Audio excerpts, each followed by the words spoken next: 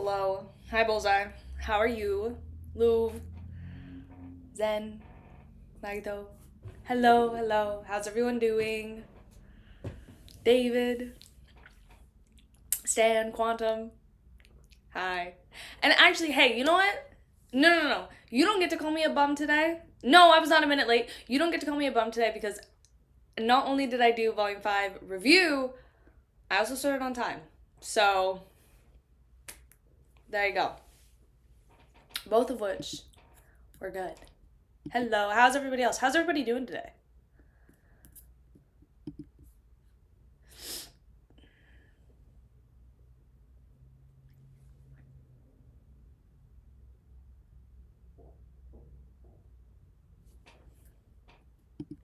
Did you send me what? Okay.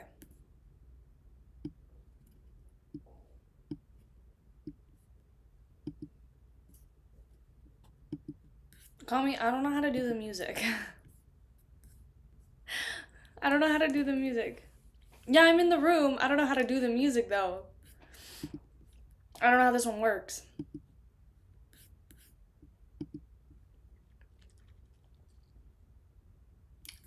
It's not my fault. It's not my fault. I don't know. Just make the tab smaller. Okay. Yeah. It's there.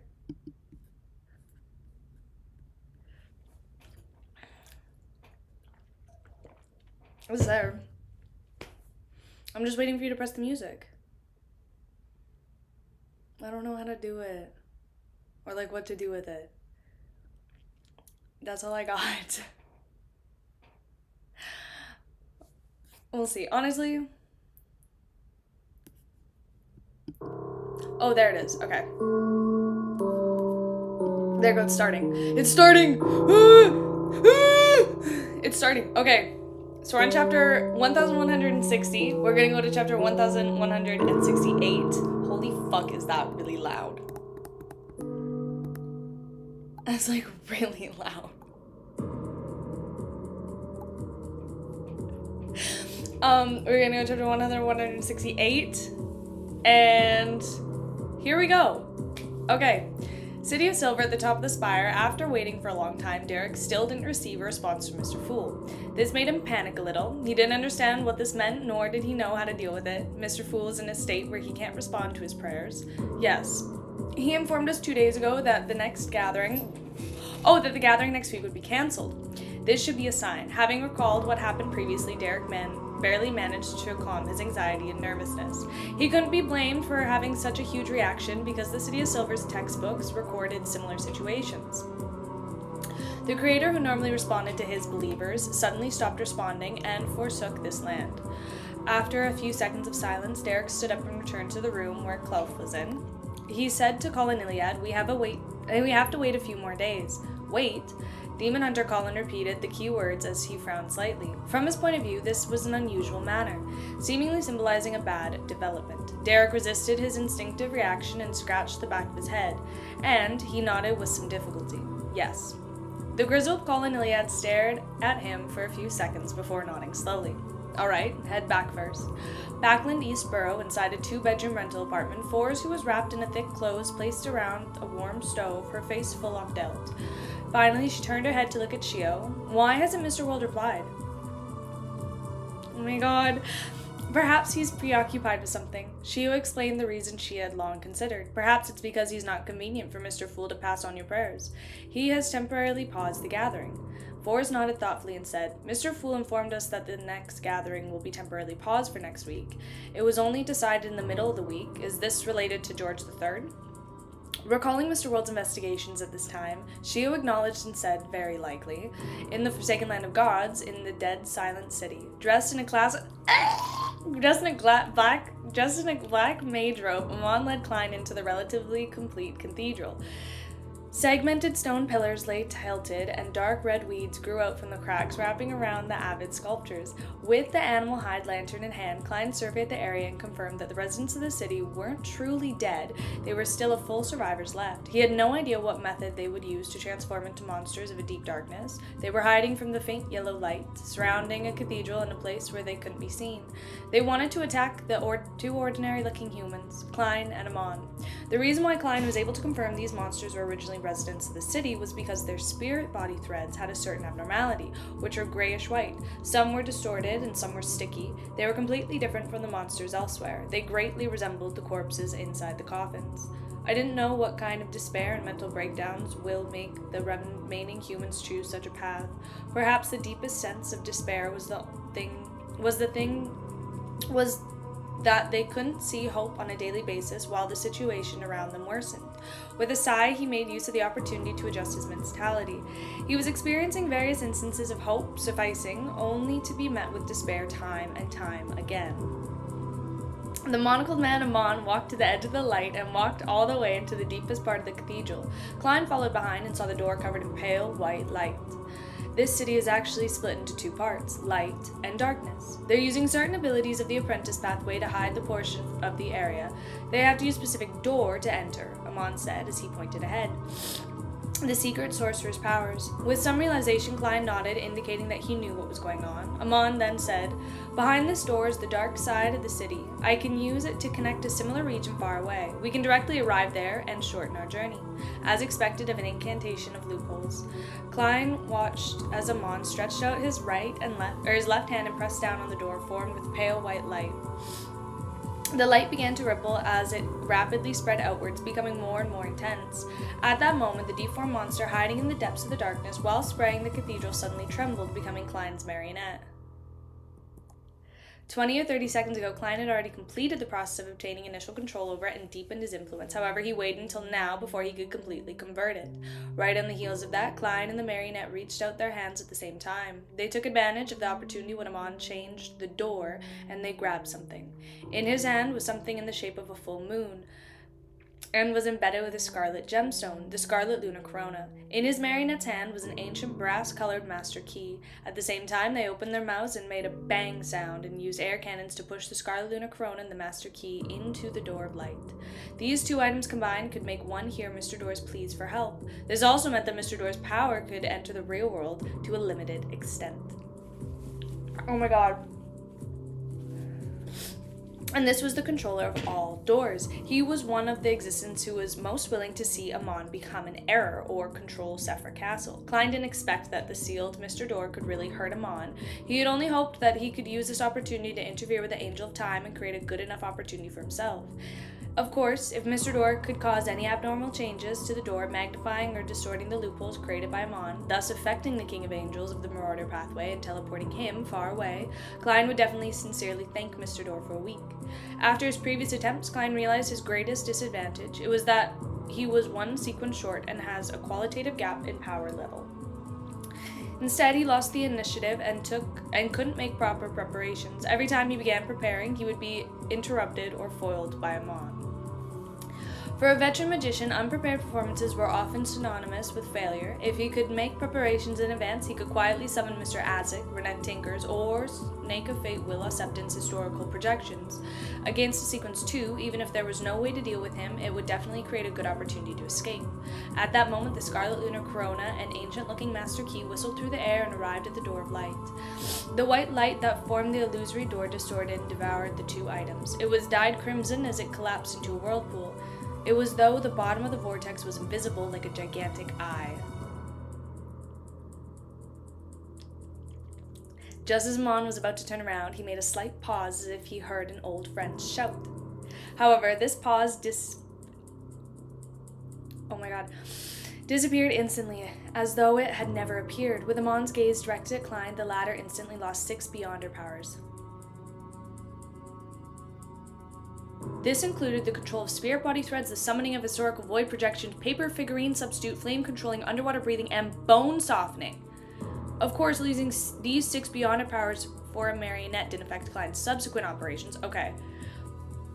What the fuck, dude? What the fuck?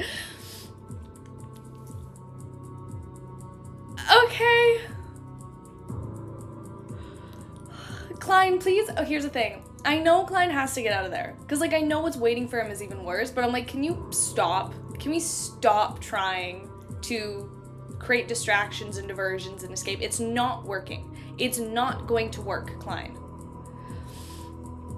The indescribable pause from before had allowed Klein to switch places with his marionette in time. He had already arrived deep in the darkness outside the cathedral. The deformed monsters around him trembled and turned into his marionettes.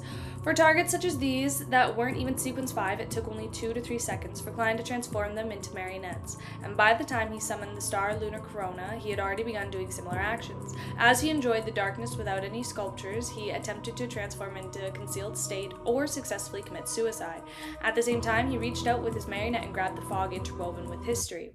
This time, he split the marionette into 3 groups, summoning Renette Tinker, Mr. Azek, and Snake of Fate. I'm not encouraging Klein to give up. I promise I'm not encouraging Klein to give up. I'm just like, hey, maybe just see it through.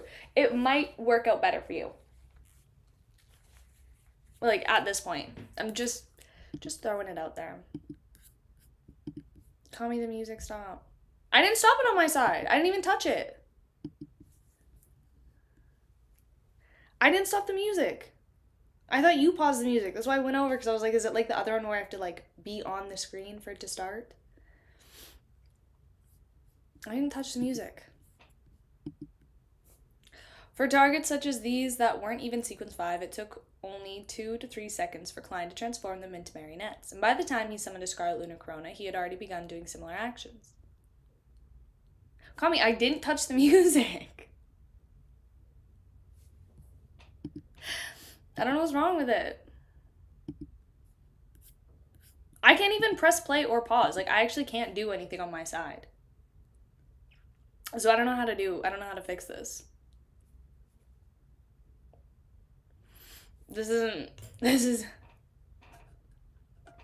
Okay. I will do that.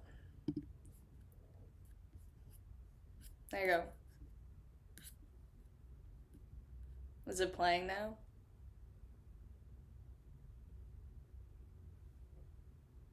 It's acting all funky.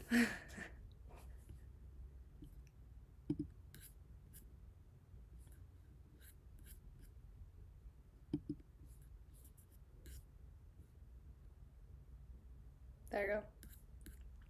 Can you guys hear the music? Because I can't hear it, but it says it's playing. So, I mean, as long as you guys can hear it, that's all I really care about. I know. I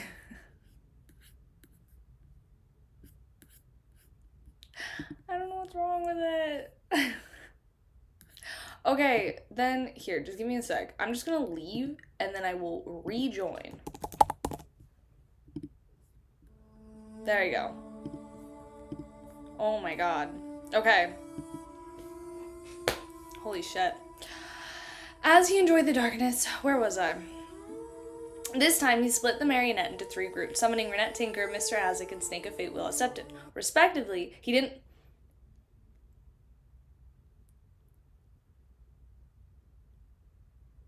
I might go back to the other site, Kami, because it, like, paused again. Oh, you changed it. Okay. He didn't wait to follow his past mistakes where he had managed to succeed with great difficulty, only to have them taken away by Amon. With such arrangements, he might be left with 1 or 2. Of course, the premise was that Amon was unable to steal multiple historical void projections at once. This was something Klein needed to confirm. Klein retracted his hand, but he didn't grab anything away. All the marionettes who summoned the Snake of Fate filled among the scholars of your groups who summoned the Death Consul and Renette Tinker. 2 of them had their arms tensed up slightly. Klein was delighted as he suddenly felt that his attempt could end up turning into a real escaped attempt. At this moment, the crystal monocle on Amon emanated a terrifying light. The entire city, including the surrounding rivers, hills, and wilderness, were all filled with pure, scorching sunlight. Day had once again descended upon the land and bidding farewell to the thousands of years. Amon had stolen the day from the ruins of the Battle of the Gods. Is Derek gonna be able to see it then? Holy shit, in the face of such a day, not only did Klein feel his body was about to melt, but he also heard familiar and crazy ravings in his ears. They were like sealed needles that pierced through every worm of spirit. This caused his mind to be filled with immense pain. His marionette summoning attempts had failed while on the brink of success. The day in the battlefield of the gods contained the true creator's ravings.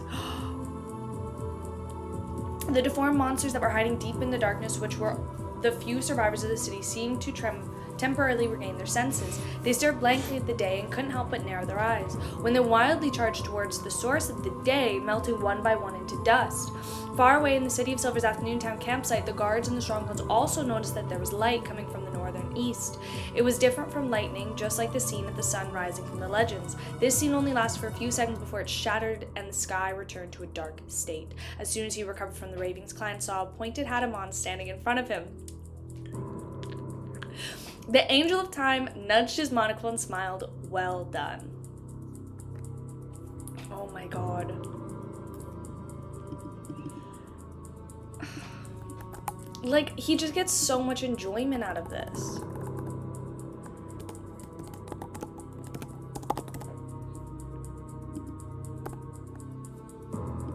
Oh my god.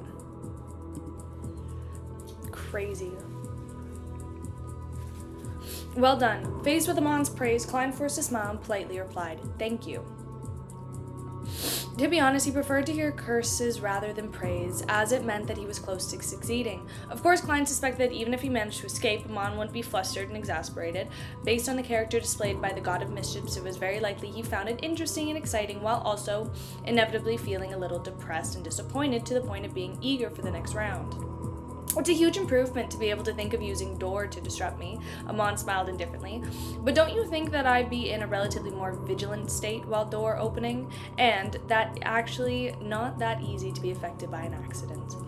After some thought, Klein answered seriously, "That's what I thought in the beginning, but later on, I felt that you should be able to grasp my state of mind, believing that I wouldn't dare to act when you were opening the door.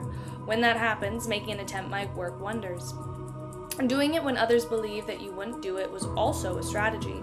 In his previous life, Klein had come into contact with games that had such a high level of thinking that made his head spin." Yeah, I feel like I'm about to watch a game that makes my head spin. "What had I thought at this level as well?" Amon said with a smile as he used his knuckle to nudge the bottom of his monocle. At the same time, the remaining marionettes, which were still alive, took out a crystal monocle out of thin air and wore them on their right eye. All of them cast their gaze at Klein.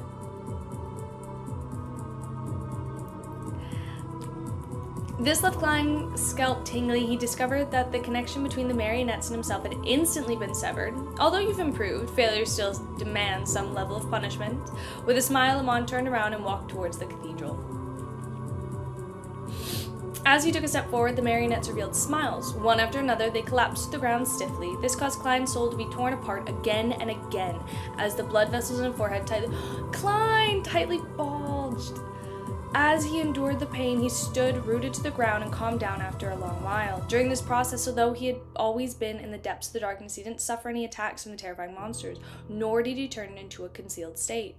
When did Amon steal the concealment powers in this city? If I had tried to commit suicide, I definitely would have had thoughts stolen from me. My preparation still isn't enough. I don't have enough confidence when dealing with Amon, having not considered the things he might have stolen into consideration.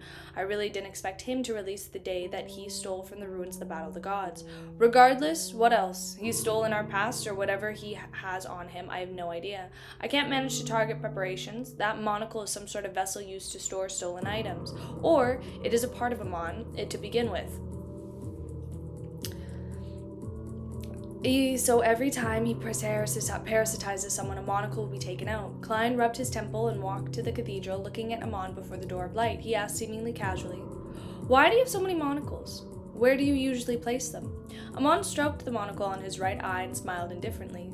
"Why don't you ask me why every avatar of mine has eyes? And where do I usually place them?" "I understand." Klein nodded in enlightenment. Amon cast his gaze back to the door of light and had yet to calm down from the rippling. He casually said, "I have the nagging feeling that this operation of yours is a major preparation piece and not an attempt. What cheap trick do you pull off during that process?" After some deliberation, Klein replied with a smile, "Guess." I do have some guesses. Do you think I've guessed it correctly? Amon asked with interest. He pinched the edge of his monocle. Perhaps, or perhaps not. Klein didn't give a clear answer as he cooperatively walked to Amon's side. He saw him reach out again and press down on the pale white door of light. Above the door of light, ripples appeared once again as they became more intense and exaggerated. After about 10 seconds, the ripples spread. The surrounding caused the door of light to expand twice in size. Amon glanced at Klein, gesturing for him to take a step outward, or forward. Klein instinctively turned his head and looked around the cathedral. Beyonder characteristics left behind by the mutated monsters were shimmering outside the area the lantern had lit up. They weren't all Beyonders when they were alive. After those ordinary people turned into monsters, a large part of their powers came from the darkness and degeneration. The powers didn't belong to them, so no characteristics were purged. I almost forgot. After taking a look at Klein, Amon suddenly shook his head and smiled. Just as he finished his sentence, a bunch of Beyonder characteristics floated up and entered his body. They merged with him, leaving only a small portion behind.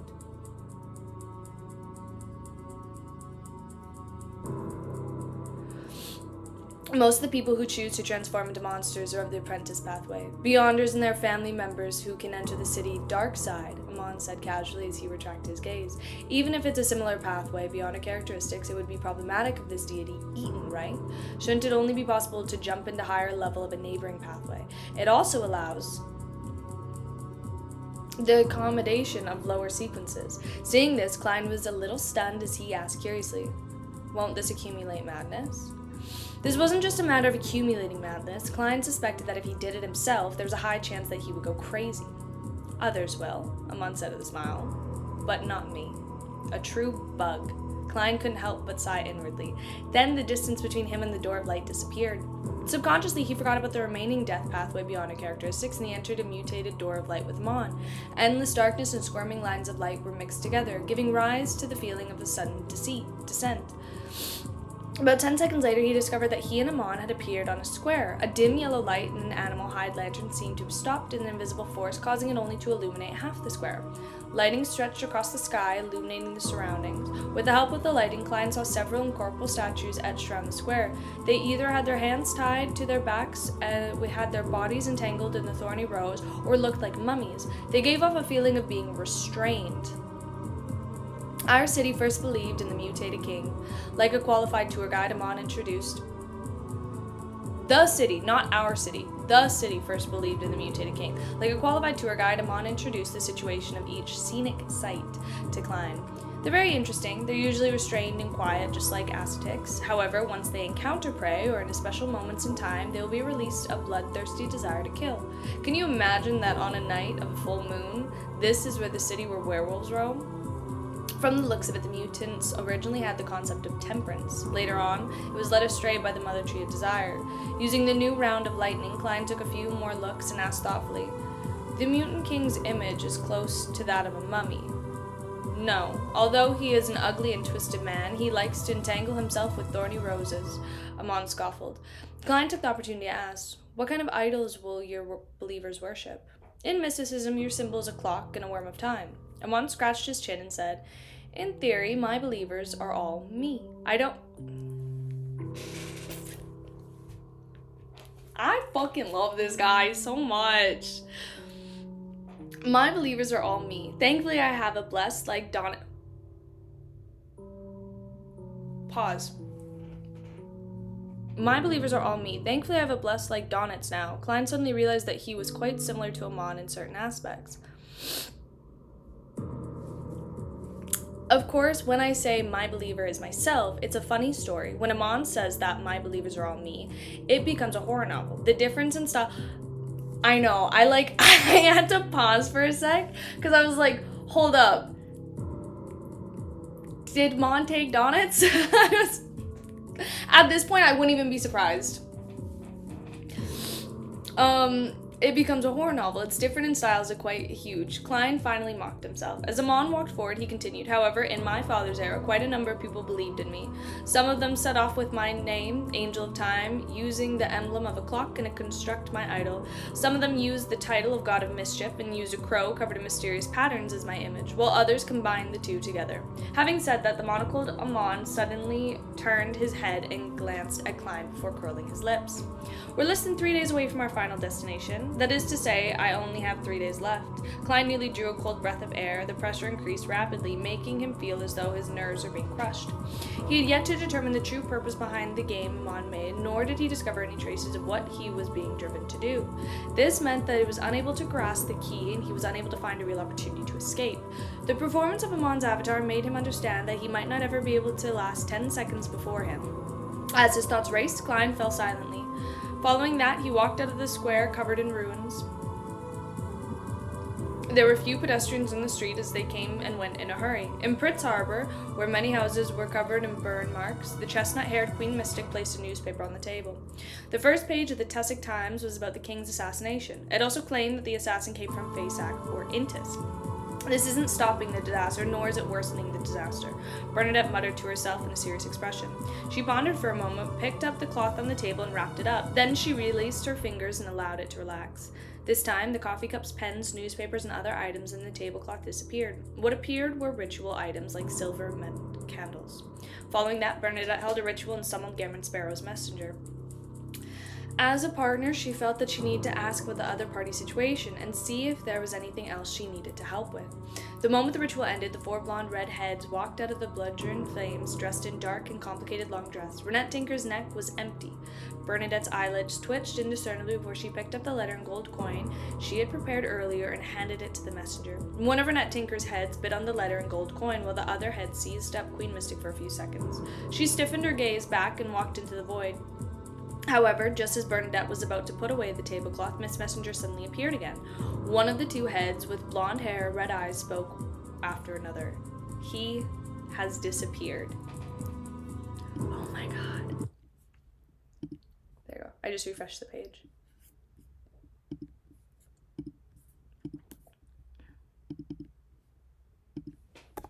Dude, I feel like every chapter I'm on the edge of my seat.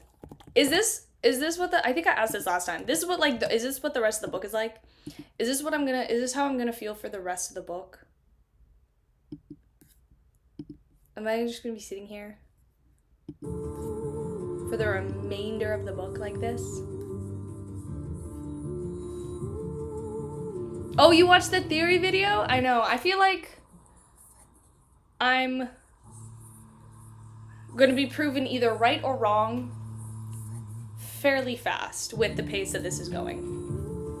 We will see. We will see. Okay, Gammon Sparrow has gone missing. Bernadette had a vague sense of foreboding as she an abnormally terrifying messenger returned.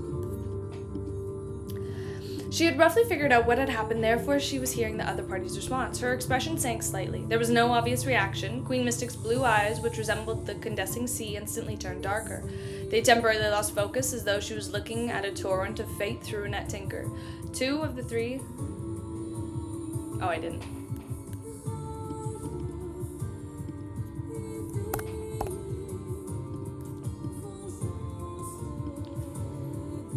Blood-red liquid trickled from the corners of her eyes, accentuating her pale face. With her eyes tightly shut, Bernadette said in a slightly ethereal voice, Gammon Sparrow is a grave digger. Darkness is devouring the light, leaving behind only a sliver of hope. Blood-red liquid trickled from the corners of her eyes, accentuating her pale face.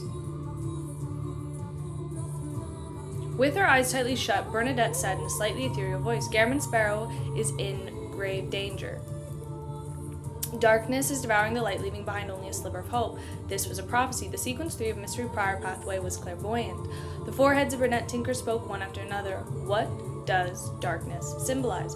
Bernadette maintained her composure and said, desolation, aberration, apocalypse, negativity, error. Renette Tinker, who was wearing a dark and complicated long dress, didn't let her head in her hand speak any further. Throwing down the letter and gold coin, she turned and walked into the void, disappearing in the room. Because she's smart. She heard the word error and was like, yeah, I'm actually out. R.I.P. my boy. Queen Mystic Bernadette stood rooted in the ground for a few seconds without moving. Finally, she opened her eyes again. Her blue eyes were hazy and lifeless, as though she needed more time to restore her eyesight.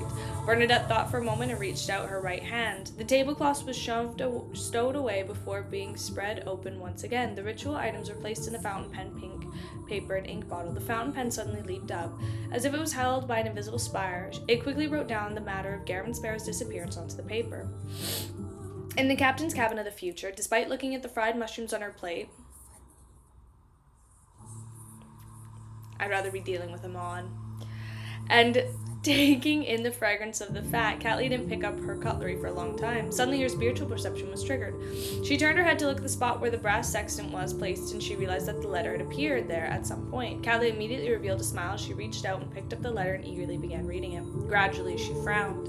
Garamond Sparrow's gone missing. Catley repeated the key point of the letter in a low voice. She acutely felt that this matter was somewhat serious. She easily understood the meaning behind Queen Mystic's letter without any hesitation. She bowed her head, clasped her hands, and recited the honorific name in ancient Hermes. The fool that... Babe, you're not gonna get an answer. The fool that doesn't belong to this era. Above the gray fog, the crimson star representing the hermit came alive. It began expanding and contracting, spreading out ripples of prayers. They intertwined with the ripples created by two crimson stars that corresponded to the magician and the sun. They surged towards the ancient and majestic palace like tidal waves. Someone is praying to the fool again. The echoes are getting even stronger, and the sound is becoming even more clear. I can hear it clearly, and the image is so clear. Also clear. This prayer seems to be from Ma'am Hermit, only she likes to wear ancient warlock's robes. Queen Mystic discovered that something had happened to Garamond Sparrow. Although I was worried that I would die this time and needed a certain amount of time to revive, I had already hinted to the members of the Tarot Gathering that I might cancel the gathering next week, but it was just a hint. It wasn't a formal notice, nor was it clear enough. When Monday comes, they'll definitely panic, pray, and try to make contact, only to discover that Mr. Fool has also disappeared. No, he has run off with the world. Klein's using a deprecating comment to ease his feelings. He glanced at Amon, who was walking beside him. Without a word, he lifted his lantern and his hand and said, "It should have been extinguished long ago." Wearing a purple-pointed hat and black maid robe, Amon nodded slightly and said, "I left it in the magical state. It can maintain its light for a week without needing any fuel." Klein thought for a moment and asked, "Is this the deceiving of natural laws?" Amon turned his head and used his monocle right eye to look at Klein for a second before smiling. Okay, here's the thing. What can't Amon do? Truly, what can't he do? Smart. The error pathway sequence 3 is a more profound version of Swindler known as Mentor of Deceit. It's about the same as my guess. However, it's only the error pathway that can do such a thing. The Black Emperor can use distortion and exploit powers to achieve that. In his mind, Klein began comparing the differences between the Marauder and the Lawyer pathway. At this moment, Amon stroked his chin and asked with interest, "There are less than 3 days left. If you don't think of a way to escape, it'll be too late."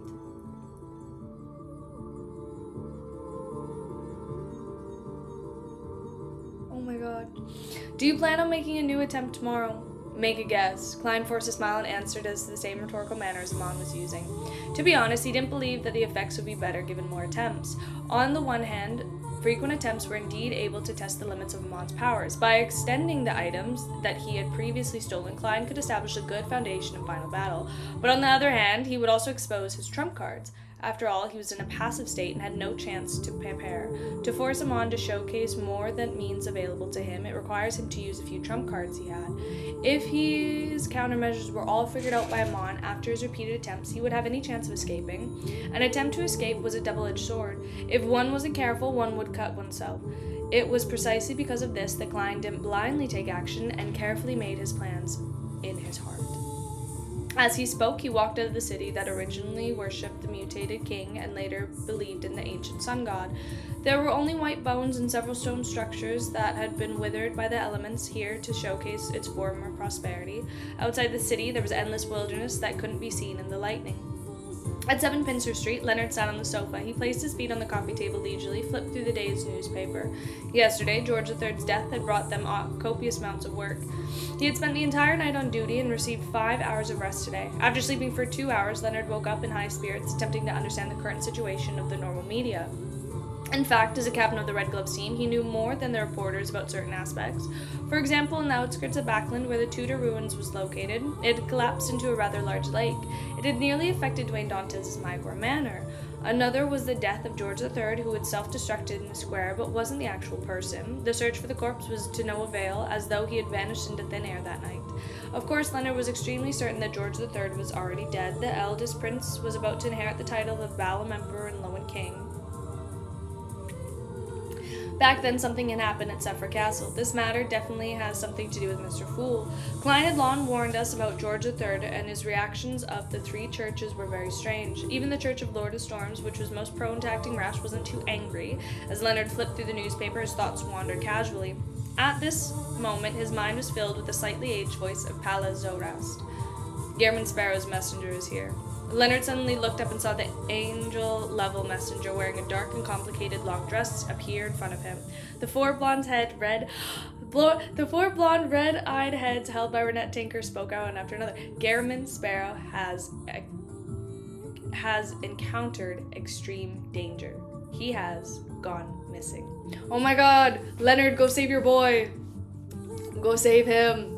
Klein has encouraged danger and disappeared. Leonard immediately retracted his legs and stood up. Without waiting for a reminder from Pallas Zorast, his spiritual perception stirred as he blurted out, "Is it related to the death of George III?" Yes, he destroyed the apostles' ritual of George III. I don't know what Leonard's gonna do. Probably not much. Especially because the person who stole Klein was Amon. So I actually don't think much is going to happen, but a girl can dream. Apotheosis ritual. Though Leonard was anxious, he was still shocked by the phrase. For someone to hold an apotheosis ritual, one had to be a sequence 1, angel at the very least. Yet, Klein was able to directly participate in something at that level. Mr. Fool's plan. Leonard's green eyes glimmered slightly, relying on his relatively rich experience. He pointedly asked, "What happened to Klein the last time you saw him?" The four blonde, red-eyed heads of Renette Tinker shook and said, "Possibly under Zertul's pursuit." As Gehrman Sparrow's messenger, the ancient Bane was able to sense that her employer had also left the Tudor ruins after escaping. And as those who understood the means of Scholar of Yore, they were undoubtedly high sequence beyonders of the same pathway. Therefore, Zertul would definitely be able to obstruct and pursue him. Zertul, the leader of the secret organization, the Sequence 1 Angel Zertul. As Leonard was worried about Klein, he felt fear and concern for the life of his former colleague. At that moment, a deep voice sounded in his mind. "Ask her what other clues she has." Leonard immediately did what he was asked. Renette Tinker seemed to know that Leonard wasn't simple. She repeated Queen Mystic's prophecy word by word. After listening to what was said, Pallas Zorast felt silent for a while before sighing. "Error. I think I know about your former colleague's current situation." Leonard subconsciously wanted to ask, but because there were outsiders around, he held back his urge. Pallas paused and continued. "The anomaly with Sephra Castle is attached to Zertul. How could Amon not notice it? This should be related to the struggle for Sephra Castle." Sephra Castle. Leonard slowly took a deep breath and said to Renette Tinker, "He might have fallen into the hands of Amon." After Miss Messenger's foreheads nodded and turned to leave, Leonard immediately sat down and clasped his hands. Closing his eyes, he prayed. The fool that... No, everybody's praying to the fool right now! The fool that... I know there's a dog. The fool that doesn't belong to this era.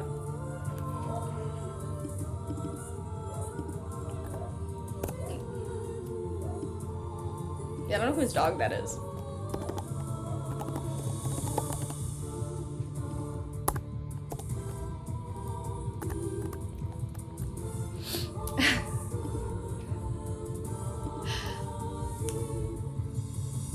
Bro. I know that they're all like, "Oh, the fool, come save us, like, save Klein.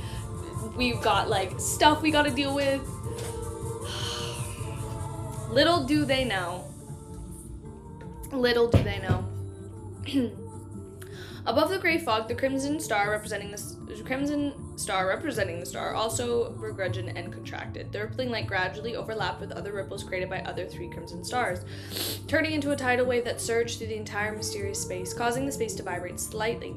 After describing the matter related to Klein, Leonard ended his prayers and waited for Mr. Fool to respond. However, he still didn't receive any feedback after nearly 15 minutes.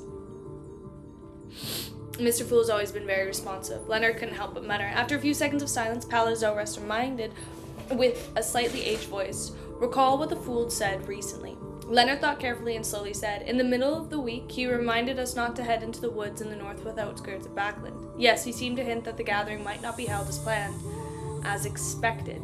Palazor slid out alongside. The Fool had predicted Amon's appearance to a certain extent.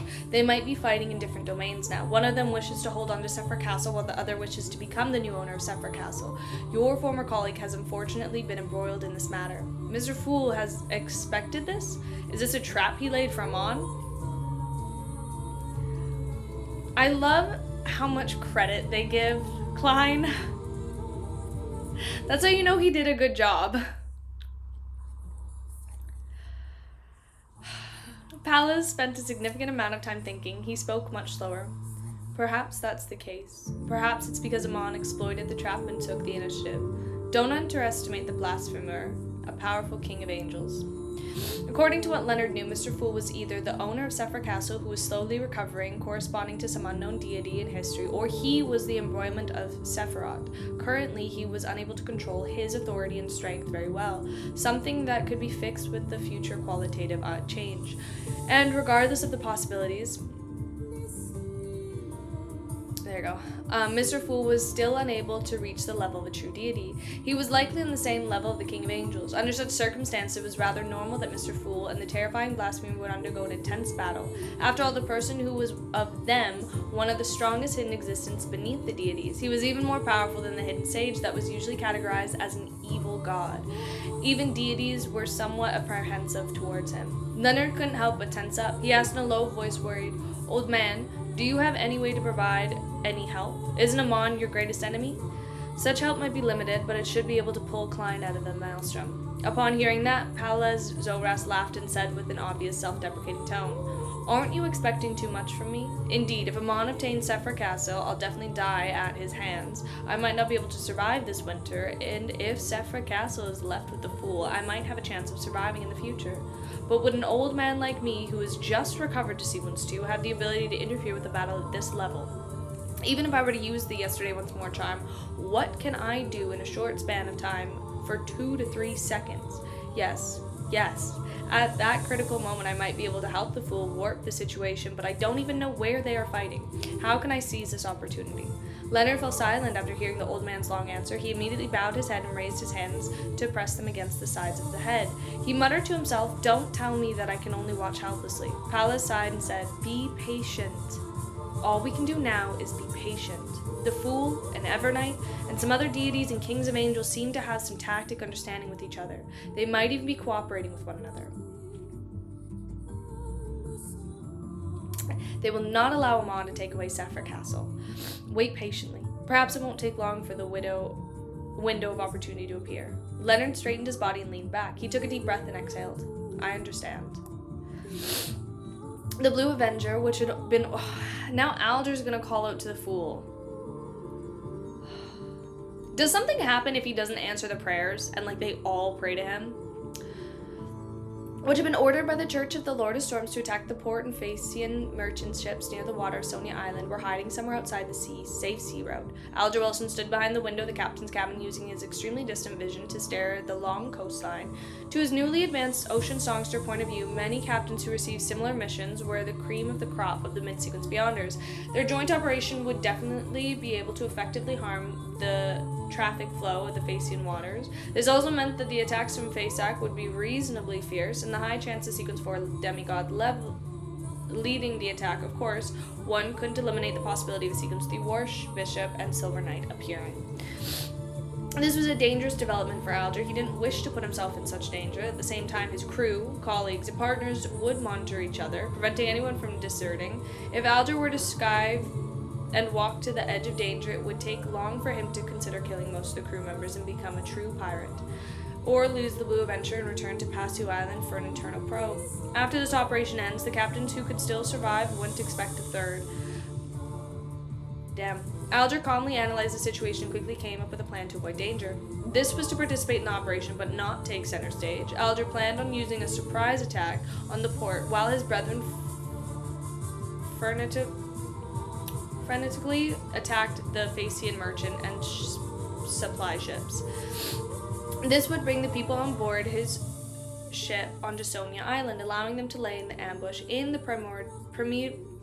primeval forest. Occasionally, he would cause some minor disturbances to the port, which were easily managed. This way, the Phaeacian demigods would definitely cast their gaze at the sea and not towards him. At the same time, his eyes of the crew would be on a role model who were willing to take great risks and enter the enemy's borders. After thinking through all the details, Alger immediately gathered the crew to pledge his plans. After he emphasized, "This will be dangerous. Trust me. It's very, very dangerous. We won't be able to advance and retreat like we can at sea. We might be surrounded by enemies at any time. But such an attack will definitely exceed the expectations of the Phaeacians, and it will give us an outcome we want. Are you willing to remain on the ship as cowards, or do you want to follow me into battle as a hero and show your devotion to the Lord?" The crew members felt their bodies boiling as they rashly said, "Fuck the Phaeacians." Very good. Alger felt relieved as he struck his right fist on his left breast. May the storm be with us. May the storm be with us. The sailors saluted and shouted. After making the necessary arrangements, Alger believed that he needed to borrow the unshadowed crucifix as soon as possible, so as to urge the excess ocean songster beyond a characteristic. Although he had exaggerated the danger of landing on the island, there was still a certain level of danger involved. Therefore, he wanted to quickly recover the optimal condition. After he had long understood Mr. Fool's earlier hint, he felt that tonight or tomorrow morning, Mr. Fool could officially inform them the gathering would be cancelled. Don't know what you're expecting there, buddy. Of course, there was some idea that the deepest depths of Alger's heart, he suspected that every time Mr. Fool cancelled the tarot club, something had happened to him. He wanted to use his prayers to test if the almighty existence was still normal. "No, I can't. Thou shalt not test God." Oh, Alger. This isn't a test. Mr. Fool didn't hint that I can't pray to him. Recently, besides, borrowing the unshadowed crucifix is something I really need to do within the next few days. Alger paced back and forth, unable to make a decision. At this moment, he heard the sound of waves crashing through the additional type of vision provided by the ghost ship. He saw the water part and huge fish-type creatures appear. The strange-looking giant fish opened its mouth and spat out a small metal bottle that landed on the deck. Alger nodded and expressed his gratitude with a sighing. This was the sea creature of the Church of Lord of Storms had tamed. In this operation, it and its companions were the messengers between the various ships of the island. Upon receiving his gratitude, the giant fish-like creature trembled. With a flick of its tail, it headed deep into the sea and swam into the distance. Alger looked at it silently for 2 seconds before summoning a gust of wind to bring the metal bottle to the captain's cabin. He twisted it open, the metal bottle, and took out the piece of paper inside. Alger's eyes froze from a mere glance at it. "George III has been assassinated." Alger repeated the content with a heavy expression before recalling the World Gammon Sparrow's reminder and Mr. Fool's hints. This time, he no longer hesitated. He locked the room and softly muttered the Fool's honorific name. "The Fool that does not belong to this era." These prayers are almost becoming a chorale symphony. Mr. Hangman wants to borrow the unshadowed crucifix from Little Son. Leonard, yes, these voices are stacked over one of another, undulating in the pitch of volume. It's making the surroundings tremble. Klein rubbed his temples, having a feeling that he had been struck by lightning from every direction. At this moment, he followed Amon deeper into the desolate moors and saw the grayish-yellow fog and blanketed the area. There were a few ravines in the deep, dark depths. There were plenty of things roaming. Compared to this quiet, lurking monster from before, the ones here were rather special. A pointy-hatted... I'll refresh.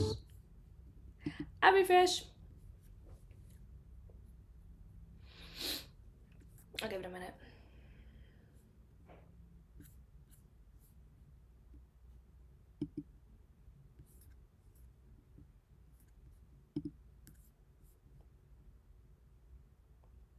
Is it playing? I can't tell. Can't tell if it's playing or not.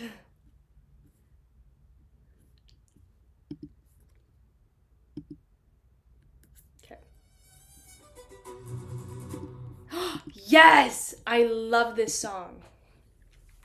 I always know that's gonna get good when this... Oh. Are you fucking kidding me right now? Oh. Okay, never mind. I thought we were gonna get something else. No, we're just back to Amon's bullshit. The pointy-hatted Amon raised his hand and nudged his monocle and pointed away with a smile. Another half a day and we should be reaching our final destination. Half a day. It hasn't even been a day yet. Didn't you say 3 days? Klein's pupils seemingly dilated. Amon smiled and said, I said not more than 3 days. 1 day is not more. I fucking hate this guy. Oh my god. 1 day is not more than 3 days. Upon saying that, the King of Angels paused and asked with a piqued interest, Did I hamper your arrangements? Are you feeling more despair? Klein didn't answer as he suddenly reached his hand and grabbed onto the void beside him.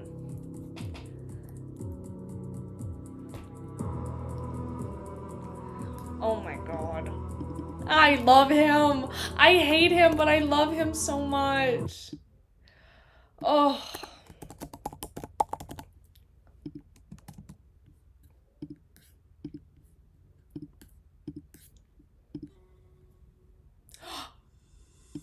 Yes! Yes. Okay. Although Klein had been a Beyonder for less than 2 years, crazy that he's already a Sequence 3 and it's been less than 2 years, still think something's up with that. His experience could be described as rich and exciting, even amongst Sequence 4 and Sequence 3 saints. The things he possessed and encountered before that could be summoned from the historical void, and the ones that were capable of quickly killing him didn't number many. Here, he chose the flaring sun charm that he had used in Tintin City. He had already recited the incantation, injected his spirituality into it, and was about to achieve the charms. Indeed, to the demigods of the seer pathway, this meant bizarreness and change.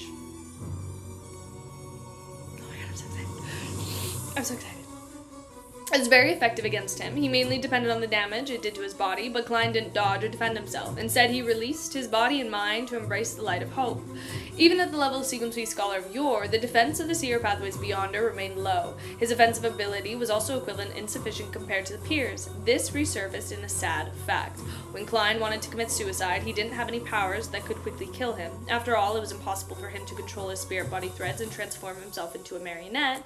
This would result in logical contradictions. Towards the end of the process, he would lack the ability to continue making himself into a marionette.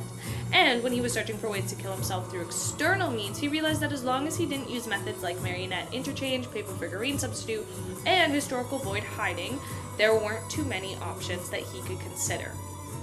The Seer was such a powerful pathway that veered towards the extremes. Seeing that Klein was about to take out flaring sun charms from the fog of history, along with having the strong desire to commit suicide, Amon only smiled. Without even raising his hands, he stole the entire idea, causing the crystal monocle to slow.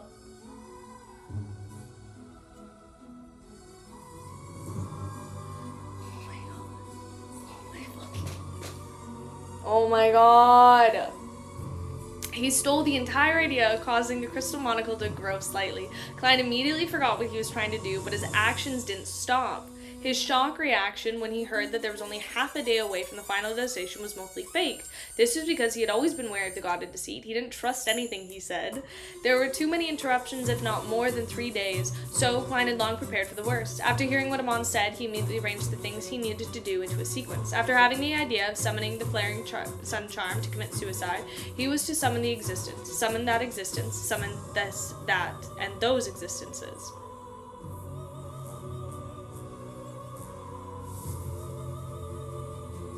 He made it cynical, hoping that no matter how many thoughts Amon stole from him, he would still follow his original plan and perform the corresponding actions. Regardless, this matter, back when he dealt with 0-08, he had been thinking about it above the great fog. He had used the experiences of treating the real him as a marionette and only followed the predetermined set of actions. This helped him greatly. At this matter, although he didn't know what he was trying to do to the point of not realizing that he had forgotten something, he knew very well that he would do next. The past wasn't important, but the present and future were key. Klein reached out his palm again and grabbed the void in front of him. His entire arm sank. However, when he retracted his right hand, nothing came out. At the same time, Amon raised his palm and gently swiped forward. He had stolen the historical void projection that Klein had summoned. Stop! Stop! No, ref, do something! He's cheating! The figure quickly appeared beside Amon, and the elder, dressed in a black hooded robe, his eyes were deep black like the dark water surface, and the white beard around his mouth was long and dense. Zertil, the leader of the Secret Order, the Sequence 1 Angel, Zertil, the existence that Klein had attempted to summon was actually Zertil, and he succeeded in one try.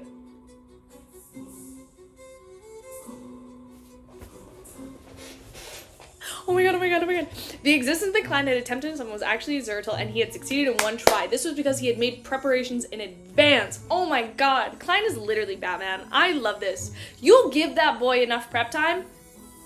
Look at what he can accomplish. Back in the city of the Phoenix Believers. I don't care! Had belt. Oh no, we're still here. Okay, I thought we were going somewhere else.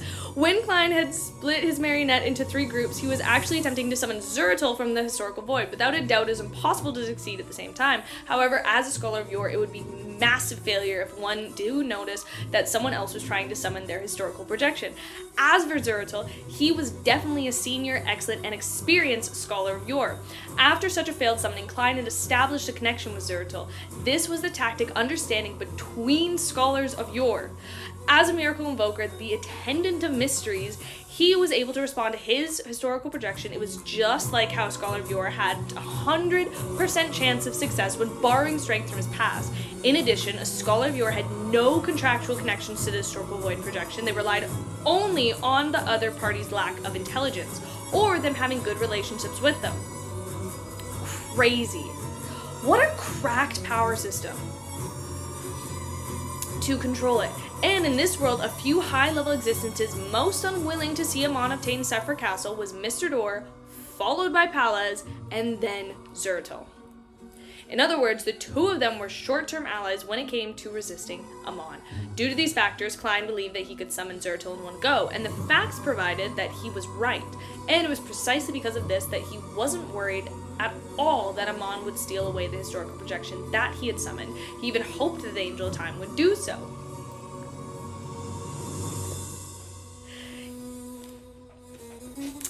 As for the reason why he came up first and the idea of committing suicide before summoning Zertal was to let Amon steal his thoughts. Oh my god, I fucking love this so much, it's so good. And for Amon, he would be happy to try, since he was the king of angels in search of excitement. With too many choices for him to choose from, he was unlikely he would repeat another through usurpation. It might be the theft of the historical void projection. This was one of the few trump cards Klein had left. In the next second, Zertal's gaze turned from the glazed one to a spirited and real one. Clearly, this attendant of mysteries and a senior scholar of yore had entered the historical void and allowed his projection from the same era to receive his consciousness. And having his own consciousness meant that Zertal's projection didn't hesitate at all to firmly cast his gaze onto Amon. Oh my god, shit's about to go down. The eyes of Amon, the one wearing and the not wearing the monocle, narrowed at the same time. He saw the lightning around him increase in frequency as the vast wilderness and many ravines instantly turned empty and dark. They were speckled and twinkling stars. He had apparently been pulled beneath the cosmos by Zertal. This was a miracle. Oh my god. As for the projection opposed of Amon, it was already transformed to a gigantic mysterious whirlpool formed by squirming mysterious. They extended out all directions in transparent tentacles. Just looking at them would make a human lose their mind and go into control. At that moment, Klein abandoned other thoughts in the queue. He took the opportunity to control the monster in the darkness and transformed it into a marionette. Immediately following that, he switched places with the marionette. After coming to the depths of the darkness, Klein reached out his hand once again and grabbed in the air in front of him a few times in succession. His marionette did the same action as well. Finally, he dragged a new figure into this world. Oh my god, who did he get? Who did he get? Who did he get? It was a figure dressed in a simple linen robe and tree bark as a belt, standing there barefoot with long black hair. Ariana's facial features were ordinary, and her dark eyes were cold. The Evernights cloister matron and the Aztec leader and servant of concealment and the grounded angel, Ariana. As soon as Ariana approached, her dark eyes turned normal and she didn't look like a projection at all. Oh my god, we're pulling out all the stops. He's doing everything. As soon as Ariana appeared, her dark eyes turned normal and she didn't look like a projection at all. Her true body seemed to have entered the concealed state, allowing a summoned historical void projection to also process intelligence.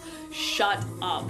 This was also one of the reasons why Klein had chosen to summon her and had given up on his messenger, had given up on summoning Mr. Azek and Miss Messenger, who gave him the higher success rate.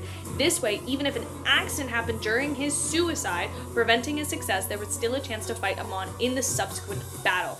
After the historical void's projection possessed their own consciousness, it made it much easier for Klein to maintain them. This resulted in an extension in time in the maintenance of the projection. Following that, he used the connection between the Scholar of Yore and their summoned historical void projection, quickly communicating with the servant of concealment Ariana his intent to kill him.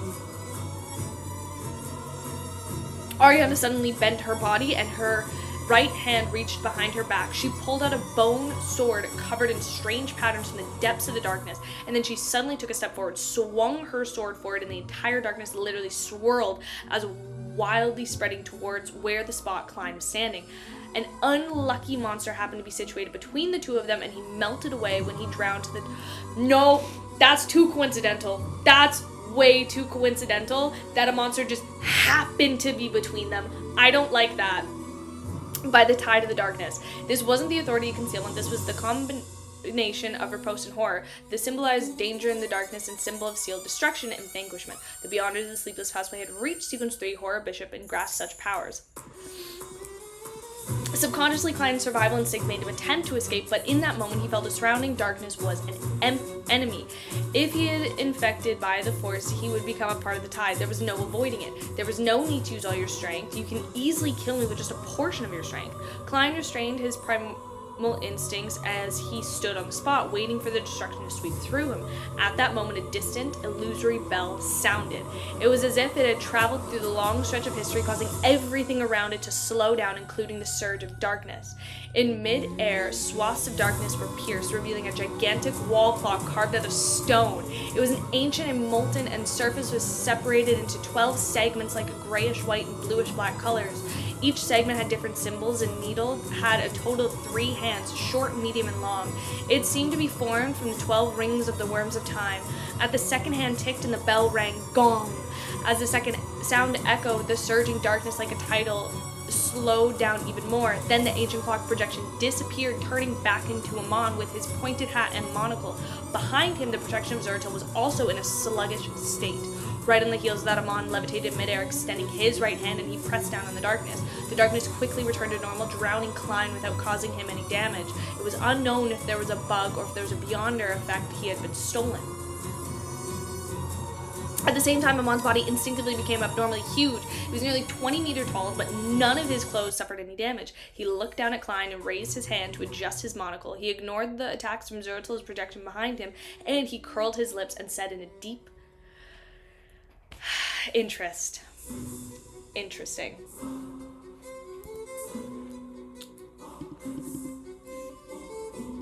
Damn.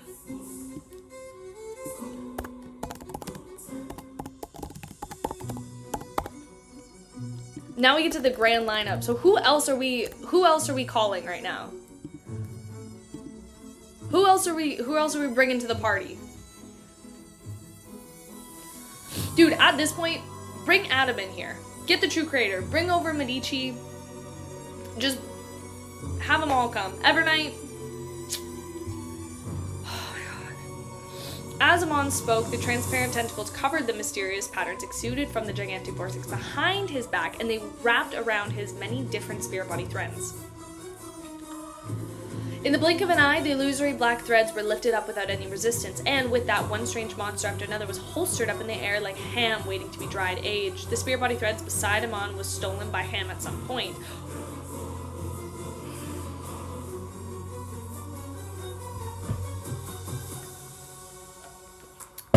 Sure. While Zeratul launched his attack, his other slippery tentacles kept exuding into the void, attempting to pull something back. In just a few seconds, a figure quickly appeared. He had long chestnut-colored curly hair, blue eyes, high nose, bridge, thin lips, and very beautiful manicured mustache. He wore a dark red coat, rusted gold threads. It was none other than Rosal Gustav! The moment this emperor stepped into the real world, he looked down on the gigantified Amon, and complicated and illusory symbols instantly formed in his eyes. He wasn't worried that Amon would steal his attack at all because he had prepared an extremely large amount of useless meticulous knowledge. Via the forceful injections to Amon's thief of it, he could achieve the goal of blowing up another party's mind. Just as Emperor Rosel's projection was fully formed, another figure appeared. Another figure appeared from Zeratil's transparent tentacles. This figure had a young face, but his long hair was already half white, pulled back, flailing in the air in the darkness. Half was hidden, the other half was prominent. This was the angel that Klein didn't know. He looked like a man with eyes that were dark and filled with viscosity of life. His facial features were considered pretty good, but there was a bunch of thick, short black hairs on his cheeks. He emanated a feeling that he was both old and youthful, both rational and crazy. He immediately transformed into a cluster of squirming worms and extended out transparent, smooth tentacles akin to Zeratil's projection. Clearly, this was also an angel from the seer pathway. Who?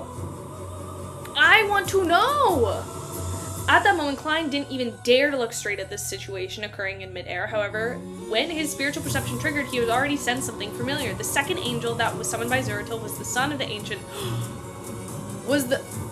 Zeratil was the son of the ancient god, the original ancestor of the Antigonus family. This was the historical projection, him before he became the half-fool. Clearly, Zeratil had made sufficient preparations in this period of time. The Antigonus displayed his complete mythical creature form and surrounding environments changed once again. The darkness became even darker, as though it had a life of its own as it surged towards the massive manifestation of the classically black robe, pointy hat, and monocled Amon. In that area enveloped by darkness, all the monsters instantly turned into marionettes. Oh my god. Antigonus seems to have moved a portion of the ancient divine kingdom from his memories into the real world so as to separate Amon from Klein. This was also a miracle. When the miracle happened, Zeratil's transparent tentacles pulled out a third projection from the fog of history. This was a knight in full black armor. He was a demigod from the fourth epoch Solomon Empire that had not left an illusory name in the history. However, he had another identity. He was a member of the Red of War army, and leader of the army was King of Angels Medici. In this division, every member could connect with a Red Angel Medici's mind and become one. In other words, is he gonna show up? Oh my god, is he coming? In other words, if Medici could coverage their powers, they too could also transmit their own powers to the collective pool. The powers... Oh my god. I'm so excited to watch this get animated. The powers of the Scholar of Your Powers couldn't summon anything associated with the uniqueness. Even if it were to raise this sequence and receive the qualitative change, it remains the same. However, there was no doubts that seers would seek ways to push the envelope by attempting to bypass the restrictions and obtain help from the uniqueness to a certain extent.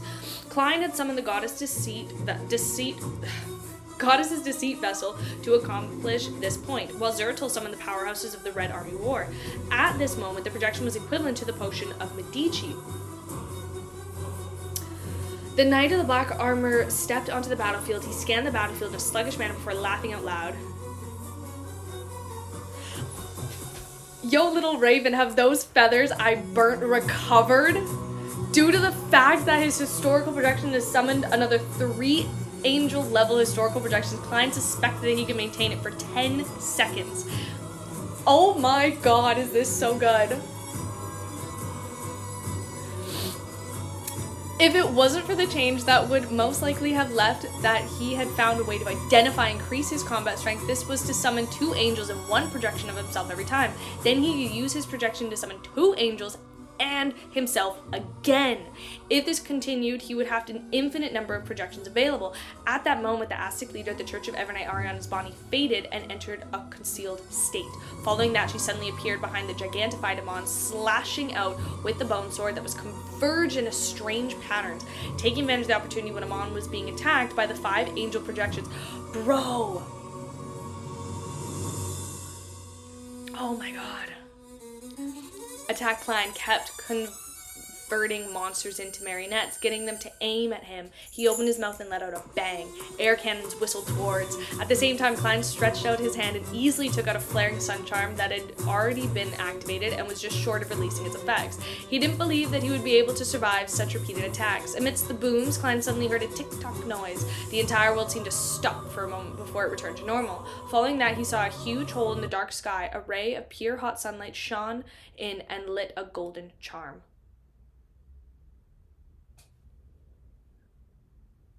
Okay. It was the flaring sun charm. I'm gonna wait until... No, I don't want to go back to this. I was loving the whole 5v1 thing. It was a flaring sun charm. It had turned into a huge ball of light and was engulfed by countless balls of flames. However, the target it attacked wasn't Klein. It had made an error and...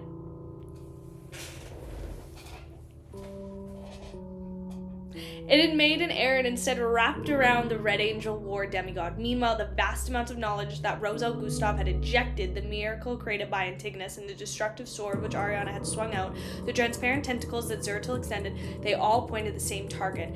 In an enormous manner, Medici's black armor subordinate. He came in, and he was chatting shit, and Amon was like, you gotta go first. I will deal with the rest of this later. You are going first. At some point, the projection that consisted of a part of Medici was first suffered an explosion in his mind. Even his instinctive reaction seemed to have disappeared. Then he was assaulted by a barrage of heavy attacks and quickly dissipated in midair. Wearing a pointed hat and a classical mage robe, it was unknown when Amon had returned to the size of a human and landed on the bottom of the battlefield. He raised his right hand and adjusted the crystal monocle, and a beam of light up. Behind his back, the ancient molten clock phantom appeared once again. The longest second hand quickly spun half around at an exorbitant extraordinary speed. It took less than a second, but everything in the desolate moor seemed to have lost 10 to 20 seconds. The projection of Amon, of the Antigonus historical projection, disappeared. Following that, Roseau's historical projection faded away. Finally, was the historical projections of Zertil and Ariana. The amount of time they could be maintained had been stolen.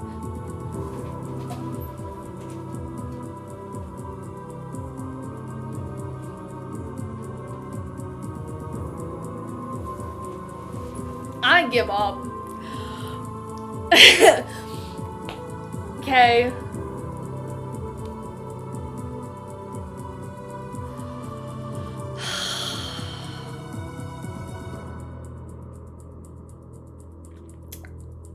Klein, who was just about to commit suicide for the third time, couldn't believe his eyes.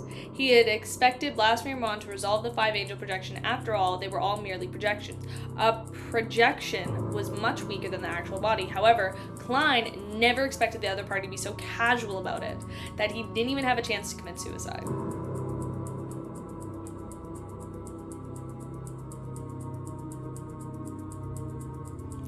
He had used his trump card in exchange for such an outcome. It was inevitable for him to feel disheartened and despair. No, because we're... Oh, no. Like, Klein's gonna need some Lexapro after this. My poor boy. Oh my god.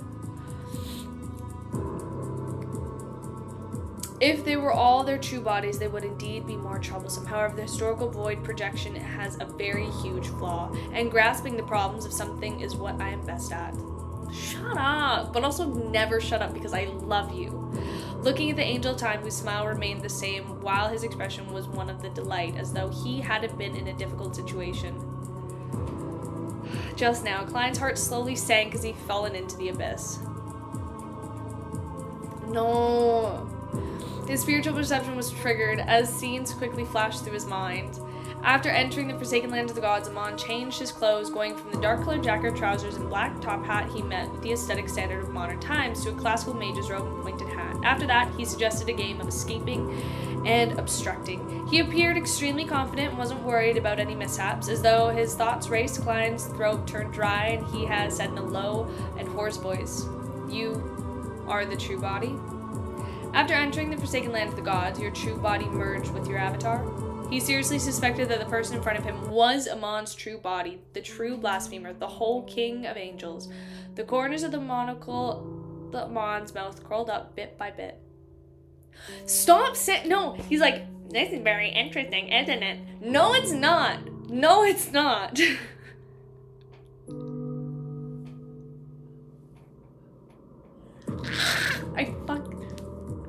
If I ever get my hands on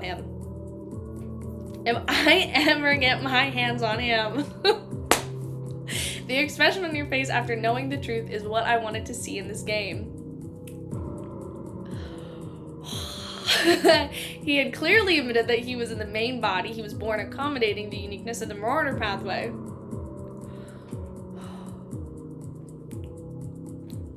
He was peerless amongst the ranks of those beneath of that of a deity. This meant that unless the true deity descended, no matter how hard Klein struggled, he wouldn't be able to escape from Amon's hands, and this was the forsaken land of the gods. The only active deity was the true creator, and he wasn't too interested in Sephra Castle.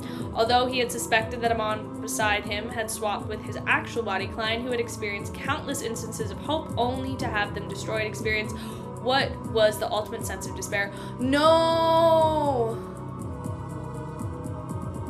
When he was truly certain of it, if it wasn't for the fact that the Tarot Club involved Miss Justice Leonard and company, as well as how he knew that Amon was best at deception, he would have admitted defeat and expressed his willingness to become his blessed.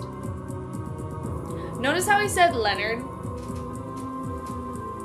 Everybody pick up how he was like, I'm gonna label Miss Justice, because that's my therapist, but I'm also gonna label Leonard, and I found that interesting. Isn't it normal to join the ranks of the opponents if you can't beat them? As he lampooned, he thought suddenly flashed through his mind. He recalled the words of Amon had previously said. This. His eyes lit up, and he completely calmed down.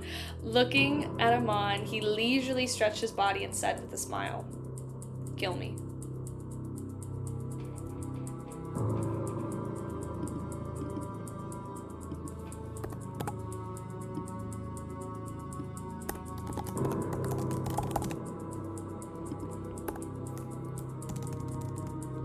Whose name are we about to figure out? Whose name am I about to figure out?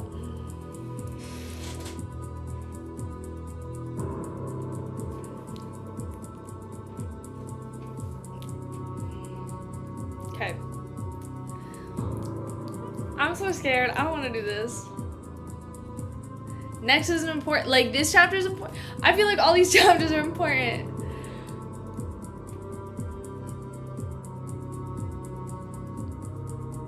Okay. I'm so scared. I'm so scared. Lightning once again lit up the desolate moors and the blanketed with grayish-white fog. It illuminated the spot where the angel-level battle had just happened. The calm smile on his face, Amon looked at him for a few seconds before nudging his monocle and smiling. Can't you say something else? You seem to have found new hope. Klein's smile didn't change as he clenched his fists and nose and stuck one hand into his pockets. I just suddenly understood something. It turns out that it's not too demoralizing to play this game with your true body. On the contrary, this shows that you have no way of stealing my destiny. Oh? Amon smiled as he spoke in a tone as though he was looking forward to what Klein would say next. Klein laughed and said without hesitation, "Otherwise, once I entered the forsaken land of the gods, you would have directly stolen my destiny and become the new owner of Sephra Castle. Even if you want to play a game of escaping and obstructing, you could have waited until the main goal was achieved before doing so. That way, you wouldn't be taking any risks. And having lost my chance to resurrect my original destiny, I'll put an even greater effort into escaping due to my instinct to survive. Indeed, the god of mischief might do something that disregards danger, doing so in pursuit of excitement, but you're still the god of deceit." Having said that, Klein looked at the unperturbed expression on Amon's face and paused. "I know that you really have the ability to steal destinies of others, but being capable of doing something doesn't mean that you'll do it. This requires a risk assessment, as well as weighing..." Oh. What message am I pinning? There, I just pinned it.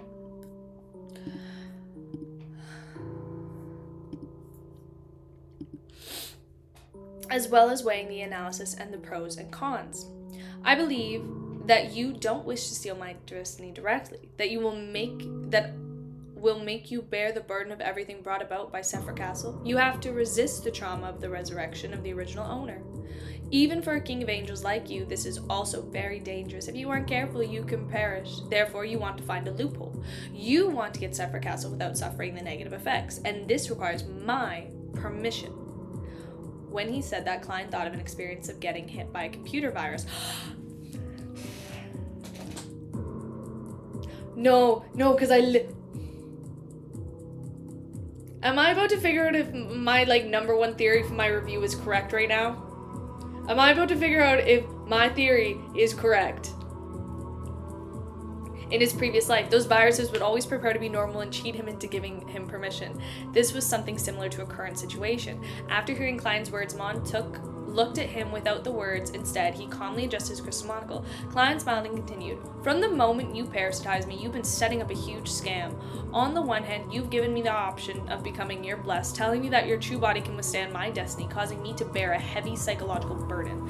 In the subsequent journey, you constantly made me see hope before destroying it. From time to time, you'll give me a time limit, making me unknowingly seize an opportunity and catch my breath. Then you suddenly shorten the trip, disturbing my plans. Finally, you reveal the card that you're the true body, sending me into an abyss of despair, so as to destroy my will and dismantle my mental defenses.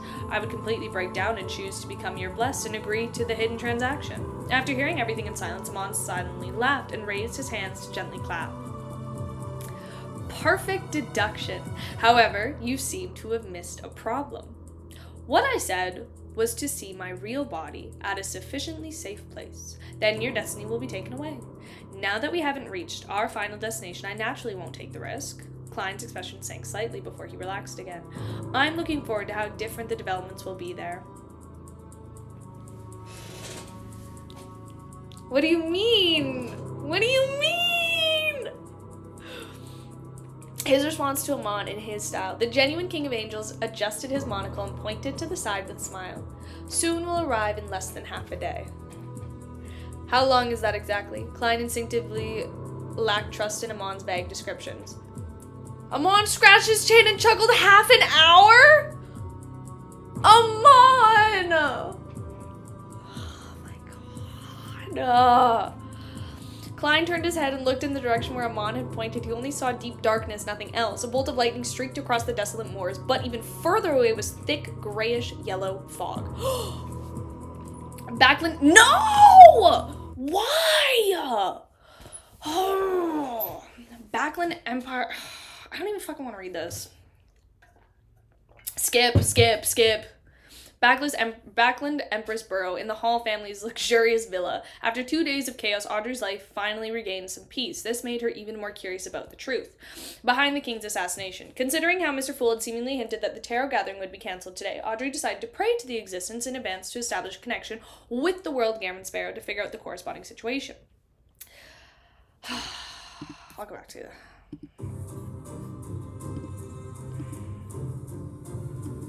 I love Audrey, but I don't give a fuck right now. Leave. Leave, please. I'm doing something! Considering how Mr. Fool had seemingly hinted that the tarot gathering would be cancelled today, Audrey decided to pray to the existence in advance and establish a connection with the world Gammon Sparrow to figure out the corresponding situation. The moment she glanced at Susie, the golden retriever immediately walked out of the room, closed the door with her leg in passing, and sat outside. Audrey sat down, took on prayer pose, and recited an ancient Hermes. The fool that doesn't belong to this era. Backland Eastborough in a 2-bedroom rental. I care even less about them! Do you think there will be a gathering today? There's no formal notice. Forrest took out her pocket watch for women and opened it. Shio shook her head. I don't know. Forrest couldn't stay any longer. She left her seat and paced back and forth. Anxiously, she muttered to herself. World didn't respond. Neither did Mr. Fool's respond. As she spoke, Forrest suddenly looked at her friend who was eating some ham. She hurriedly asked, Shio, why don't you try praying to Mr. Fool and ask if the gathering will be held and scheduled today?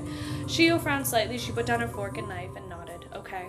She also found the situation a little strange. She clasped her hands and held them under the chin. Shio took her deep breath and said in a low voice, the fool that doesn't belong to this era. Backland Northborough Underground St. Samuel Cathedral in a... Poor Emlyn.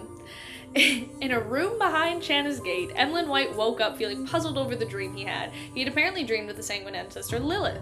In this dream, he was trapped in a castle covered in red grapevines and he could only escape no matter how hard he tried. Later thought a narrow window from high above. He saw the crimson moon outside and a pair of bat wings that covered half the crimson moon. In the legends of the Sanguine, this was one of the symbols of the ancient goddess Lilith. Right on the heels of that, Emlyn flew up high in excitement, attempted to open the narrow window. At the bottom of the glass, he found a tarot card. On the surface of the tarot card was a lad dressed in gorgeous clothes. He was wearing splendid high gear and stick over his shoulders. There was a bindle hanging on the end of the stick, and a puppy was following behind him. The Fool card.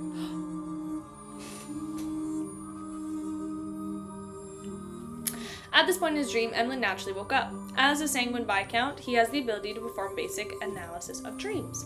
It must be because of my current situation that the dream appeared. The star actually didn't deliver any human blood to me. I am indeed the target of the ancestor's benediction. She is hinting to me that I wish to escape from a predicament. I have to obtain help from the fool.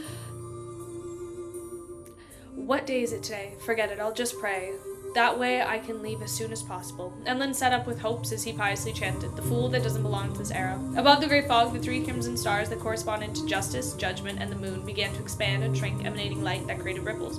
They merged into the dark red tide and originally existed, causing a shock wave. The mysterious fate instantly intensified. Amidst the quake of the tide, flooded ancient and majestic palace, lighting up the mysterious symbol, one after another behind the 8 seats of the long bronze table. This brought a new halo in residence, accompanied by a buzzing sound. At the end of the long molten table, the back of the fool's seat lit up as well. The complicated symbol formed by the contorted lines of the pupilless eye kept extending outwards, becoming layered and extremely three-dimensional. The dark red tide was attracted over the formed figure of a high-backed chair belonging to the fool. The figure wasn't stable enough. It distorted and scattered from time to time, hardly capable of maintaining its form. On the desolate moor covered the grayish-white fog, Klein paused for a moment and looked up at the lighting and streaked across the sky. He then retracted his gaze, holding the lantern in his hand. He followed beside Amon. Deep into the endless moors, the more the man and the king of angels proceeded, the more ravines the ground had.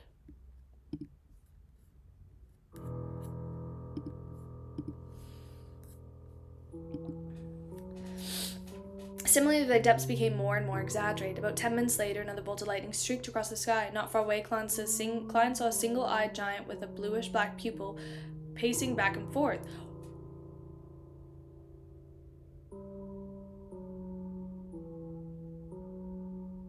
It towered tens of meters. His body was covered in traces of rotting pus. Oh, okay.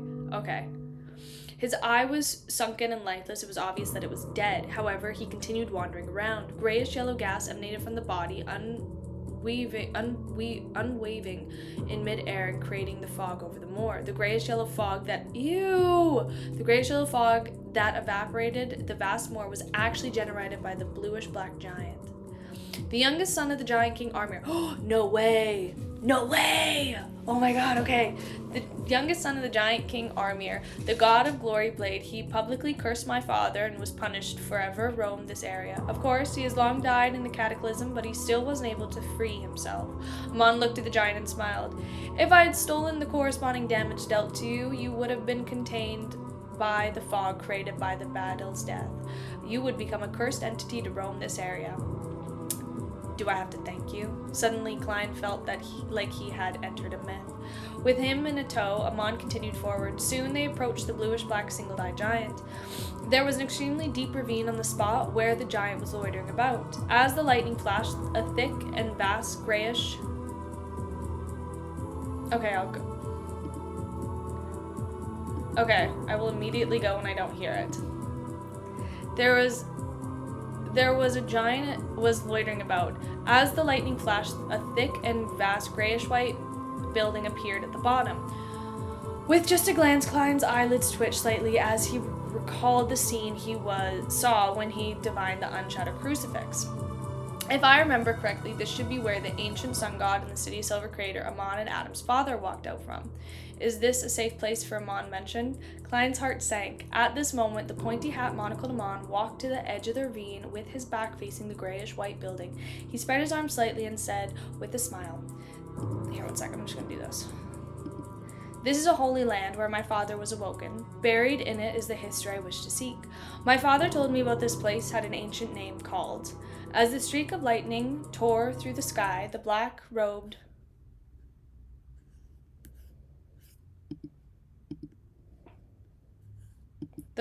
Amon, it's not going. That's not my fault. My father told me about a place has an ancient name called. As a streak of lightning tore through the sky, the black-robed Amon paused. His eyes widened, his arms...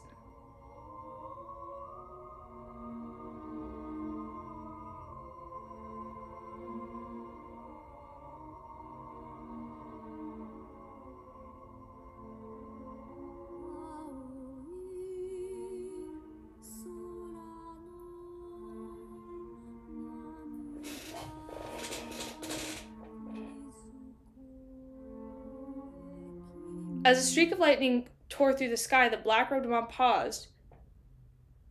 He widened his arms, saying with a solemn tone,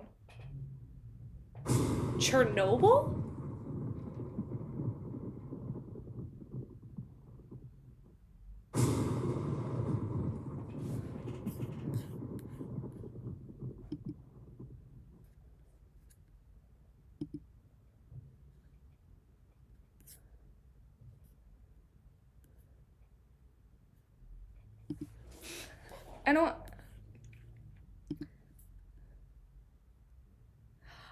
I don't understand.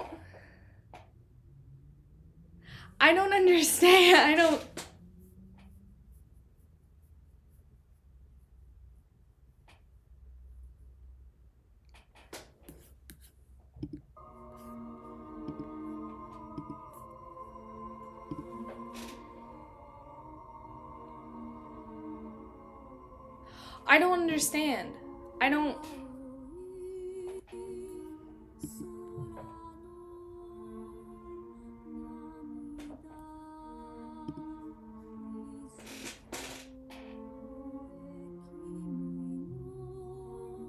I'll just give it a minute because it's lagging.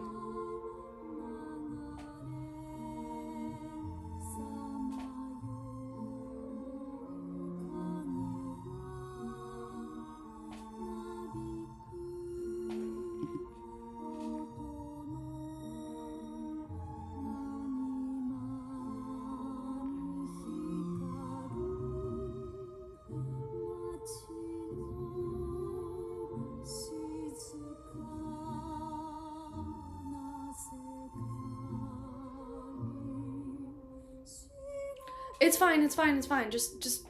Just leave it. It'll be fine in a minute. The Wi-Fi's fine right now. The Wi-Fi's fine. It'll pick up. I'm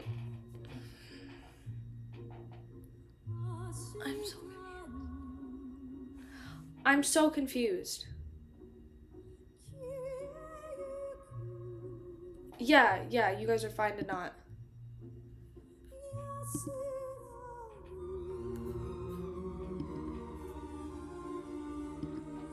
It didn't cut out that bad.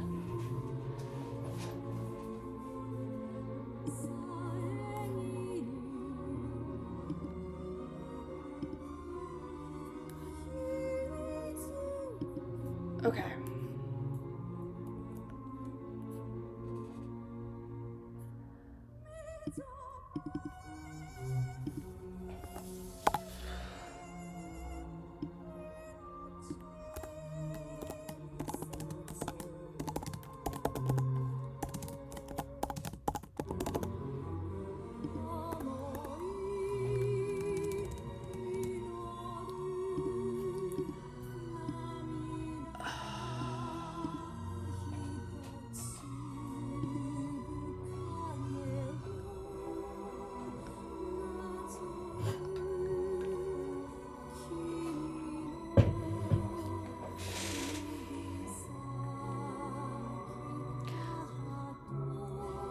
Also, thank you so much for everybody who just donated. Sorry. Thank you so much. I do really appreciate it.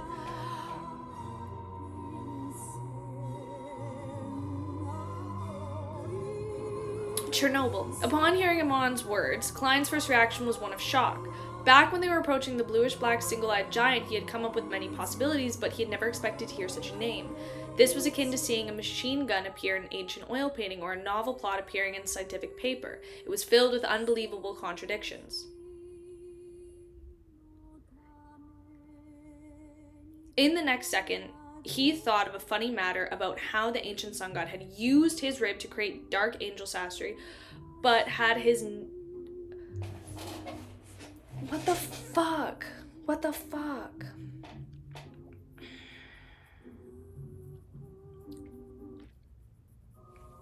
Okay, in this...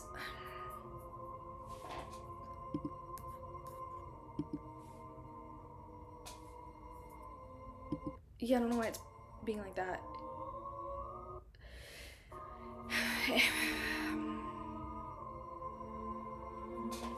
This was akin to seeing a machine gun appear in an oil painting or a novel plot appearing in a scientific paper. It was filled with unbelievable contradictions. Dude, the whole system's fucking tweaking right now. The whole thing is tweaking.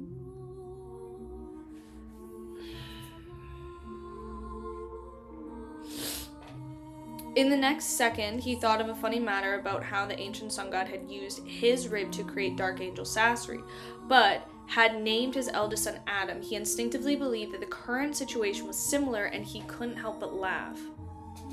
To have Amon, who was so powerful that he was almost a bug in the real world, a king of angels who also wore a sinister smile on his face, speak the name with such seriousness and solemnity, it made Klein unable to hold back his laughter because he had no intention to control himself. It's best if he gets angry from the embarrassment and kills me. The reason Amon is this way today has largely to do with the ancient sun god's method of upbringing. The corners of Klein's mouth curved into a smile, prepared to ruthlessly vent his inner laughter.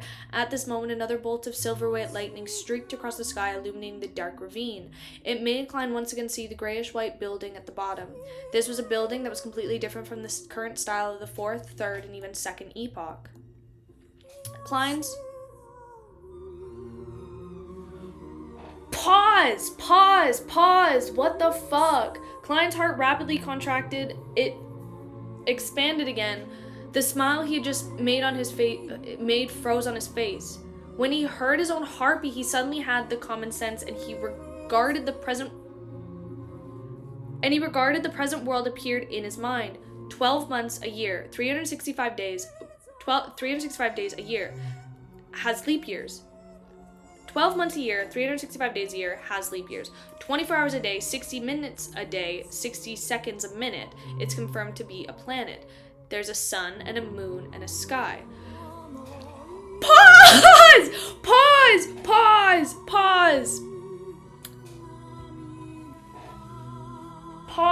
Oh my god. Klein's instincts prevented him from thinking any further, but deep in his heart, there was still a voice. Could it be that I've never actually transmigrated? What the fuck? What?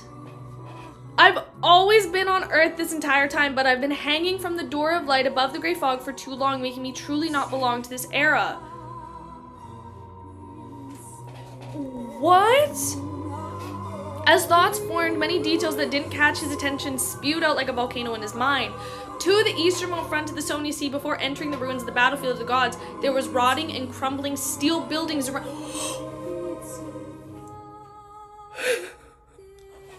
Oh my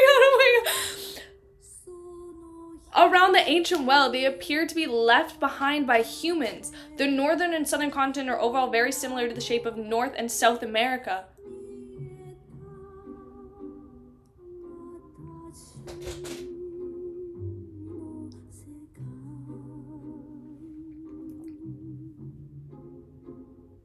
However, a large part of the isthmus and the connects the two landmasses have been wiped away by some kind of power, forming the Berserk Sea. With its complicated and winding sea routes, also Sonia Island is like a gigantic landmass in the north that drifted south. Midshire is the expanded, the connected version of the Great Lakes of... Oh my god, wait.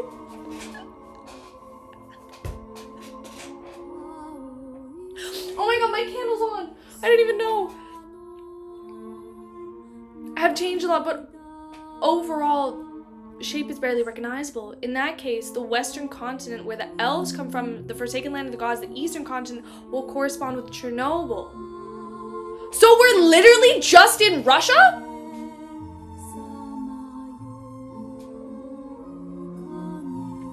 Klein's just been in Toronto this whole time?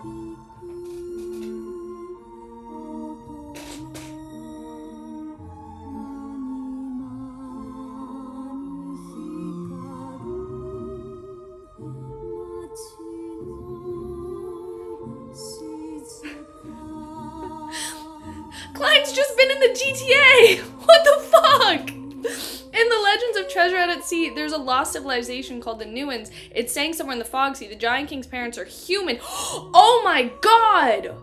The sanguine elves are also seen to originate from humans. Previously had 2 questions. Why would Sephir Castle grab transmigrators from Earth? Why would all of them be people from my era? What the fuck? This can also be explained. In the short span of 2 to 3 seconds, it was as if lightning was constantly exploding his mind. This caused his lips to tremble slightly, as though he was trying his best to contain a backlash of revelations. I'm trying to contain a backlash of revelations. What the fuck?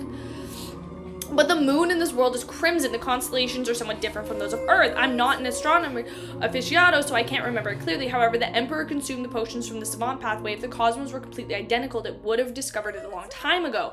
The opposing option appeared in Klein's mind. They were like a strong anchor preventing the ship from being blown.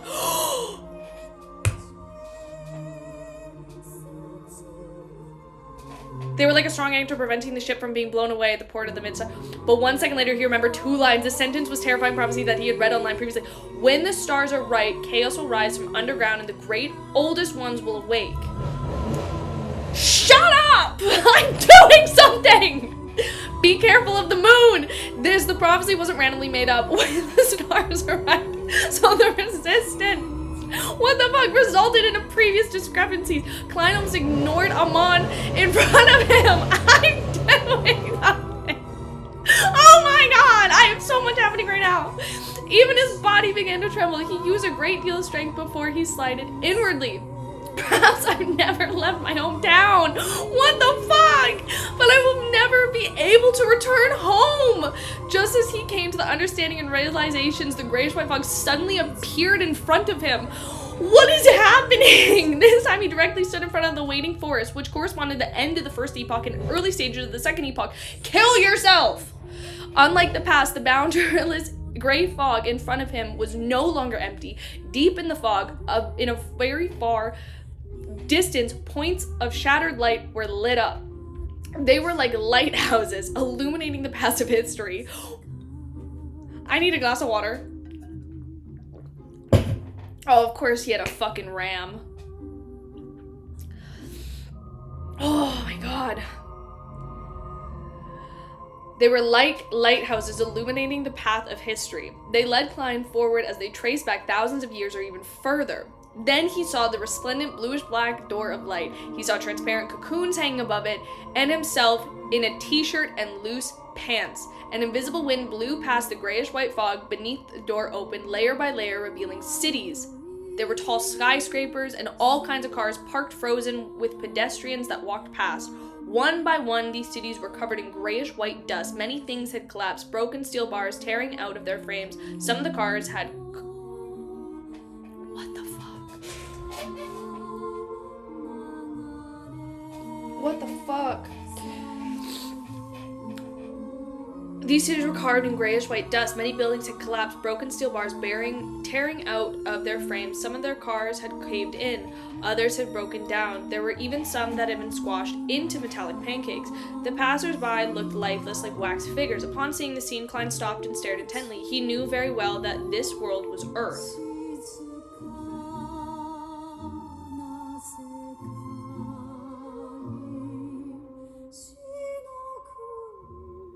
At that moment, he completely digested the Scholar of Yore potion. Shut up! Oh my god! What the fuck?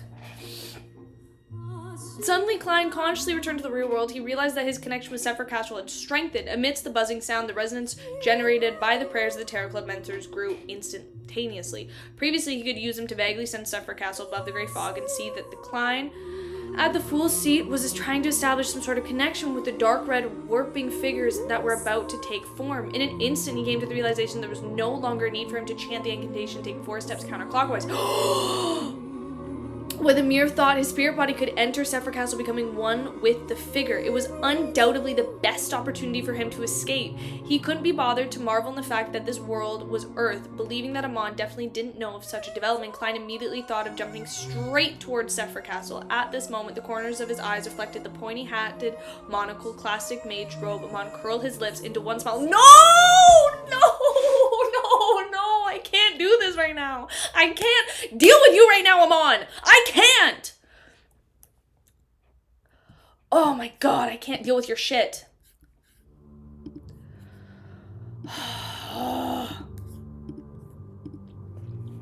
Curled his lips into a smile, one that spoke of endless joy. Klein's mind suddenly exploded as his thoughts were occupied by crazy ravings by Amon. You're right, I didn't want to steal your destiny. Bearing the burden while becoming the new owner of Sephra Castle. You're right, this was a scam that had been going on since the beginning. However, the core of this scam was to make you think that me giving you hope and destroying it was to break your will and make you agree to become my blessed. Oh my fucking god! If I hadn't specially changed my clothes when I entered the Forsaken Land of the Gods, as well as my accidental use of air powers, would you have been so sure that my true body was already here? Could it be possible that the God of Deceit doesn't understand that changing one's image would expose many problems? Do you think that I wouldn't understand what the name Chernobyl... Oh my god, oh my god, oh my god, oh my god! What the name Chernobyl means? I've been in the Forsaken Land of the Gods for more than 1,000 years. I've been searching for the oldest traces of history, the ones that go far beyond the first epoch. The true goal of this journey was to give you some time, to give you some historical knowledge and aid your digestion, to scholar your potions so that you can relax your vigilance in this area. Then, when your connection with Sephra Castle depends on your attempt to trigger it, I'll seize the opportunity to use the loophole to seal Sephra Castle. Stop! Stop! The destiny shall be yours, and Sephra Castle shall be mine! Oh my god! Not only did the terrifying ravings from the King of Angels contain the sounds of Amon's chuckle, but they also wreaked havoc on Klein's mental state. There was no weaker than the door's roar. The surface of Klein's skin began to show signs of protruding worms of spirit as he was brought to the brink of losing control. Oh my god, oh my god! In his body, a 12-segmented worm of time burrowed out, transforming into Amon's phantom wearing a black mage robe and matching pointy hat and crystal monocle. He had parasitized Klein at a superficial level, not to monitor his thoughts, but rather to take control of the situation at a critical moment through parasitizing him at a deeper level. He wanted to seize this opportunity. In the beginning, Amon used his deeper level of parasitizing with one main goal: to parasitize the worm of time at a superficial level without the saint being able to detect it. The Amon projection turned back and gave Klein, who was unable to straighten his thoughts after being disrupted by the ravings, a look. It revealed a smile that was identical to the true body. The corners of his lips curled up slightly, carrying a look of endless joy. He turned around and used the invisible connection to leap towards Sephra Castle above the graveyard. This was similar to the situation of him parasitizing Derek Berg and tries to use a crimson star to correspond to the sun to infiltrate the world above the great fog. But this time no one was inside Sephra Castle to purify him, to close the door, to stop him on. It was a spectacular act. This was the God of Deceit. Oh my god. What the fuck am I reading right now?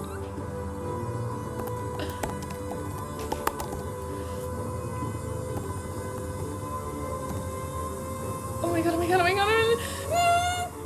In the blink of an eye, Amon saw the grayish-white fog and the ancient of the majestic palace above. He just needed to reach out his hand and pass through the final obstacle and truly touch Sephra Castle and directly occupy the palace and, in essence, take it away.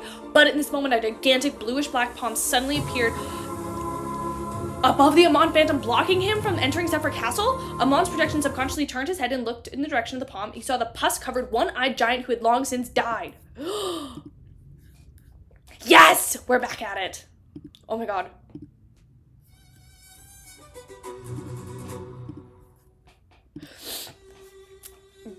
Baldel, who was known as the God of Glory, still didn't show any signs of his life-exaggerated vertical eye. The curse of the grayish-yellow fog kept emanating from his body. However, it was different from before. There were seemingly illusory black tubes behind his back. They extended all the way to the infinite distance, a mystery as to where they were connected to. Boom! The towering bluish-black giant instantly condensed. A broadsword formed of the orange-red light of dusk. Holding it in one hand, he cleaved down the side of a deep ravine where Amon's body was. The youngest son of the Giant King, the one who had died due to the curse, suddenly unleashed an unimaginable power after roaming aimlessly for thousands of years. I just broke my nail. Oh my god. The Twilight Sword tore through the void and jumped out from the spot where the Angel of Time Amon was standing. It ripped through everything around it, turning it into a storm that could destroy the desolate moor. Amon didn't move and remained standing there. No matter how the orange sword storm raged, it didn't harm him at all. He seemed to use some sort of error in this world. again. However, in the state, Amon was no longer able to transmit ravings into Klein's mind, allowing him to finally gain a sliver of peace. Ignoring how he was about to lose control, he regained his clarity of mind using a clear and real surrounding and the layers of prayers. Then he immediately resonated with the dark red figure sitting at the fool's seat above the gray fog. He established a new connection. He didn't hesitate to return to Separate Castle. At this moment, Amon's phantom was attempting to infiltrate above the gray fog, was obstructed by the bluish-black palm of the god of glory battle. He wasn't able to instantly break through the titanic obstruction. The monocled king of angels beat his avatar, or true body, opened his mouth and said a name, Evernight.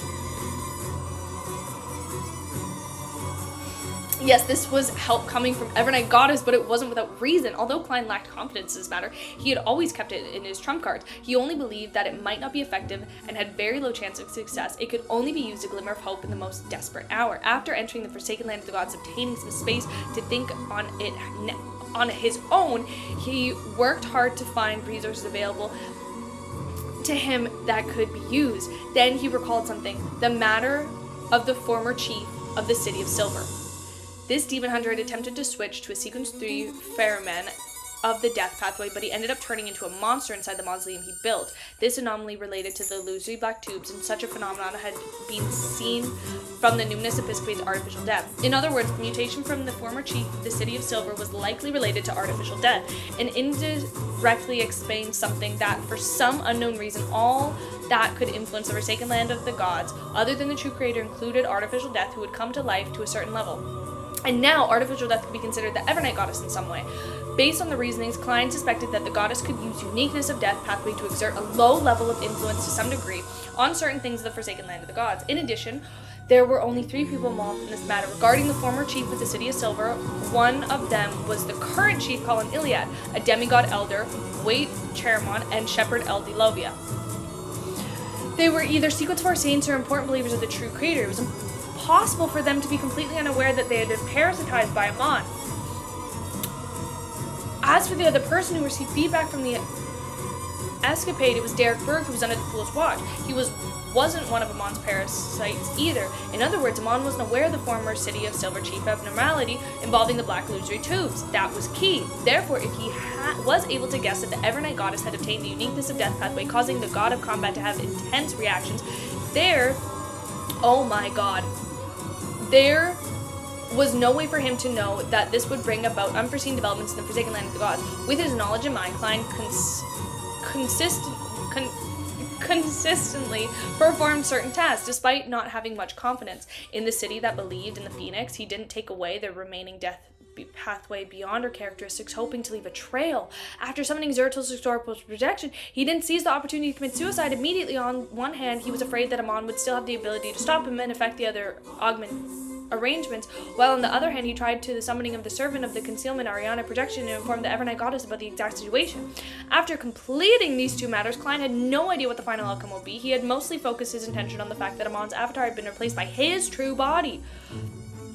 When he arrived at the final destination and he saw the roaming angel corpse, he had just thought of something when he was distracted by Amon's introduction. It took him only until now to realize that the goddess had long gained some rudimentary control of the Giant King's youngest brother through the death pathway uniqueness. She had been patiently waiting for the opportunity to use the cursed angel, and the concealment focuses on the Forsaken Land of the Gods helped her conceal the illusory black tubes very well. Suddenly, in the ancient palace above the great fog, at the Fool's seat, situated at the end of the long multi-bronze table, the dark red figure that kept waning and scattering took the form of the scholarly Klein in his black hair and brown eyes. With just a thought, Klein's consciousness and spirit body had returned to Separate Castle. Yes! Following that, he used the close connection between his body and Separate Castle, together the prayers of the Tarot Club members, to amplify the resonance effect. Then he had himself glazed eyes. On the brink of losing control, he saw Amon's projection, which had circled around the bluish black palm. Using an error, the monocle man raised his head, making eye contact with Klein, who was seated at the Fool's seat. Klein beckoned for the sea god scepter and raised it. The entire great fog boiled, and the entity of the Separate Castle quaked. The vast amount of terrifying power gathered over, transforming into a torrent of lightning. The blue gems that lit up at the same time sent an illuminating light that surged down like a torrent, drowning Amon's avatar in his own body. The deep rumble of thunder echoed as a terrifying silver lightning tore through everything it enveloped apart. Amon's projection disintegrated and Klein's body was destroyed. He had finally succeeded in committing suicide. After completing this attack, Klein, who was high above the Great Fog, immediately cut off the connection between Sephra Castle and the real world so as to prevent Amon's true body from creating any new accidents. Right on the heels of that, he began to wait for the miracle and waited for his resurrection. Beside the deep ravine, which had grayish-white buildings at the bottom, Amon's true body adjusted the crystal monocle, sealing the curse that kept Bad Hill existing. The bluish-black giant immediately began to rot, quickly being reduced to bones. The illusory black tubes didn't perish, and they instead shrank back into the depths of the darkness. Despite in just an appointed hat and classical robe, Amon stood there. He raised his head and looked into the sky silently for a few seconds, as though he was looking at Sephra Castle through the fog of history. Finally, he pinched his crystal monocle and muttered to himself, and the corners of his lips curled up. Interesting. Oh my god. In the ancient palace at the end of the long molten table, Klein sat at the seat belonging to the fool. He carefully looked down at the grayish-white fog. He discovered that the bionic characteristics had been destroyed with his body and unknowingly entered the historical void. It fused with the worms of spirit from the past, turning them into corporal. Oh my god, no, come back! Corporal, as long as Klein wailed it from the Sephra Castle, these worms of spirit would immediately be able to escape the fog of history and reform his body in the real world.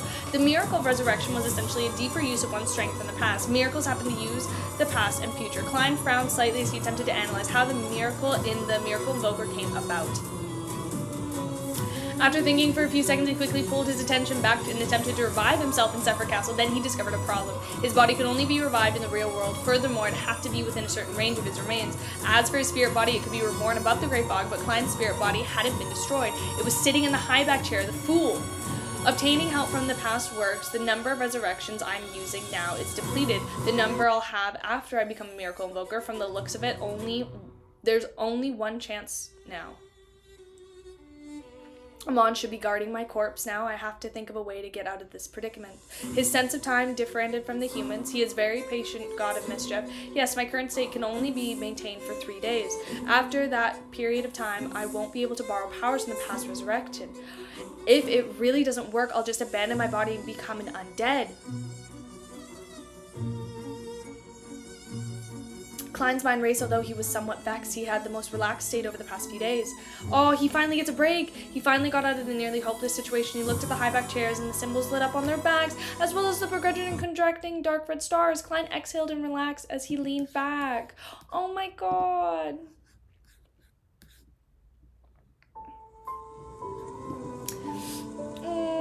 As well as the progressing and contracting stars, Klein exhaled and relaxed as he leaned back into his chair. He couldn't help but reveal a smile. These are my anchors. Author's note. This arc has fully come to an end. The whole story's origins was when I was reading the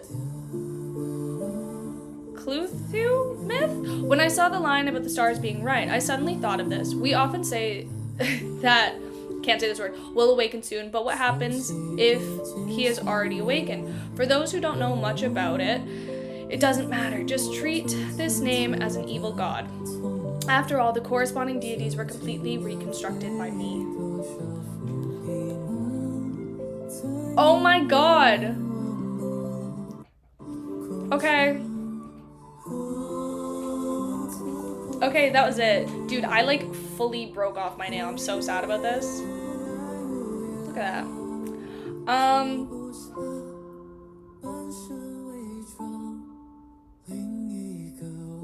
That's all I got. I like truly don't know what to say.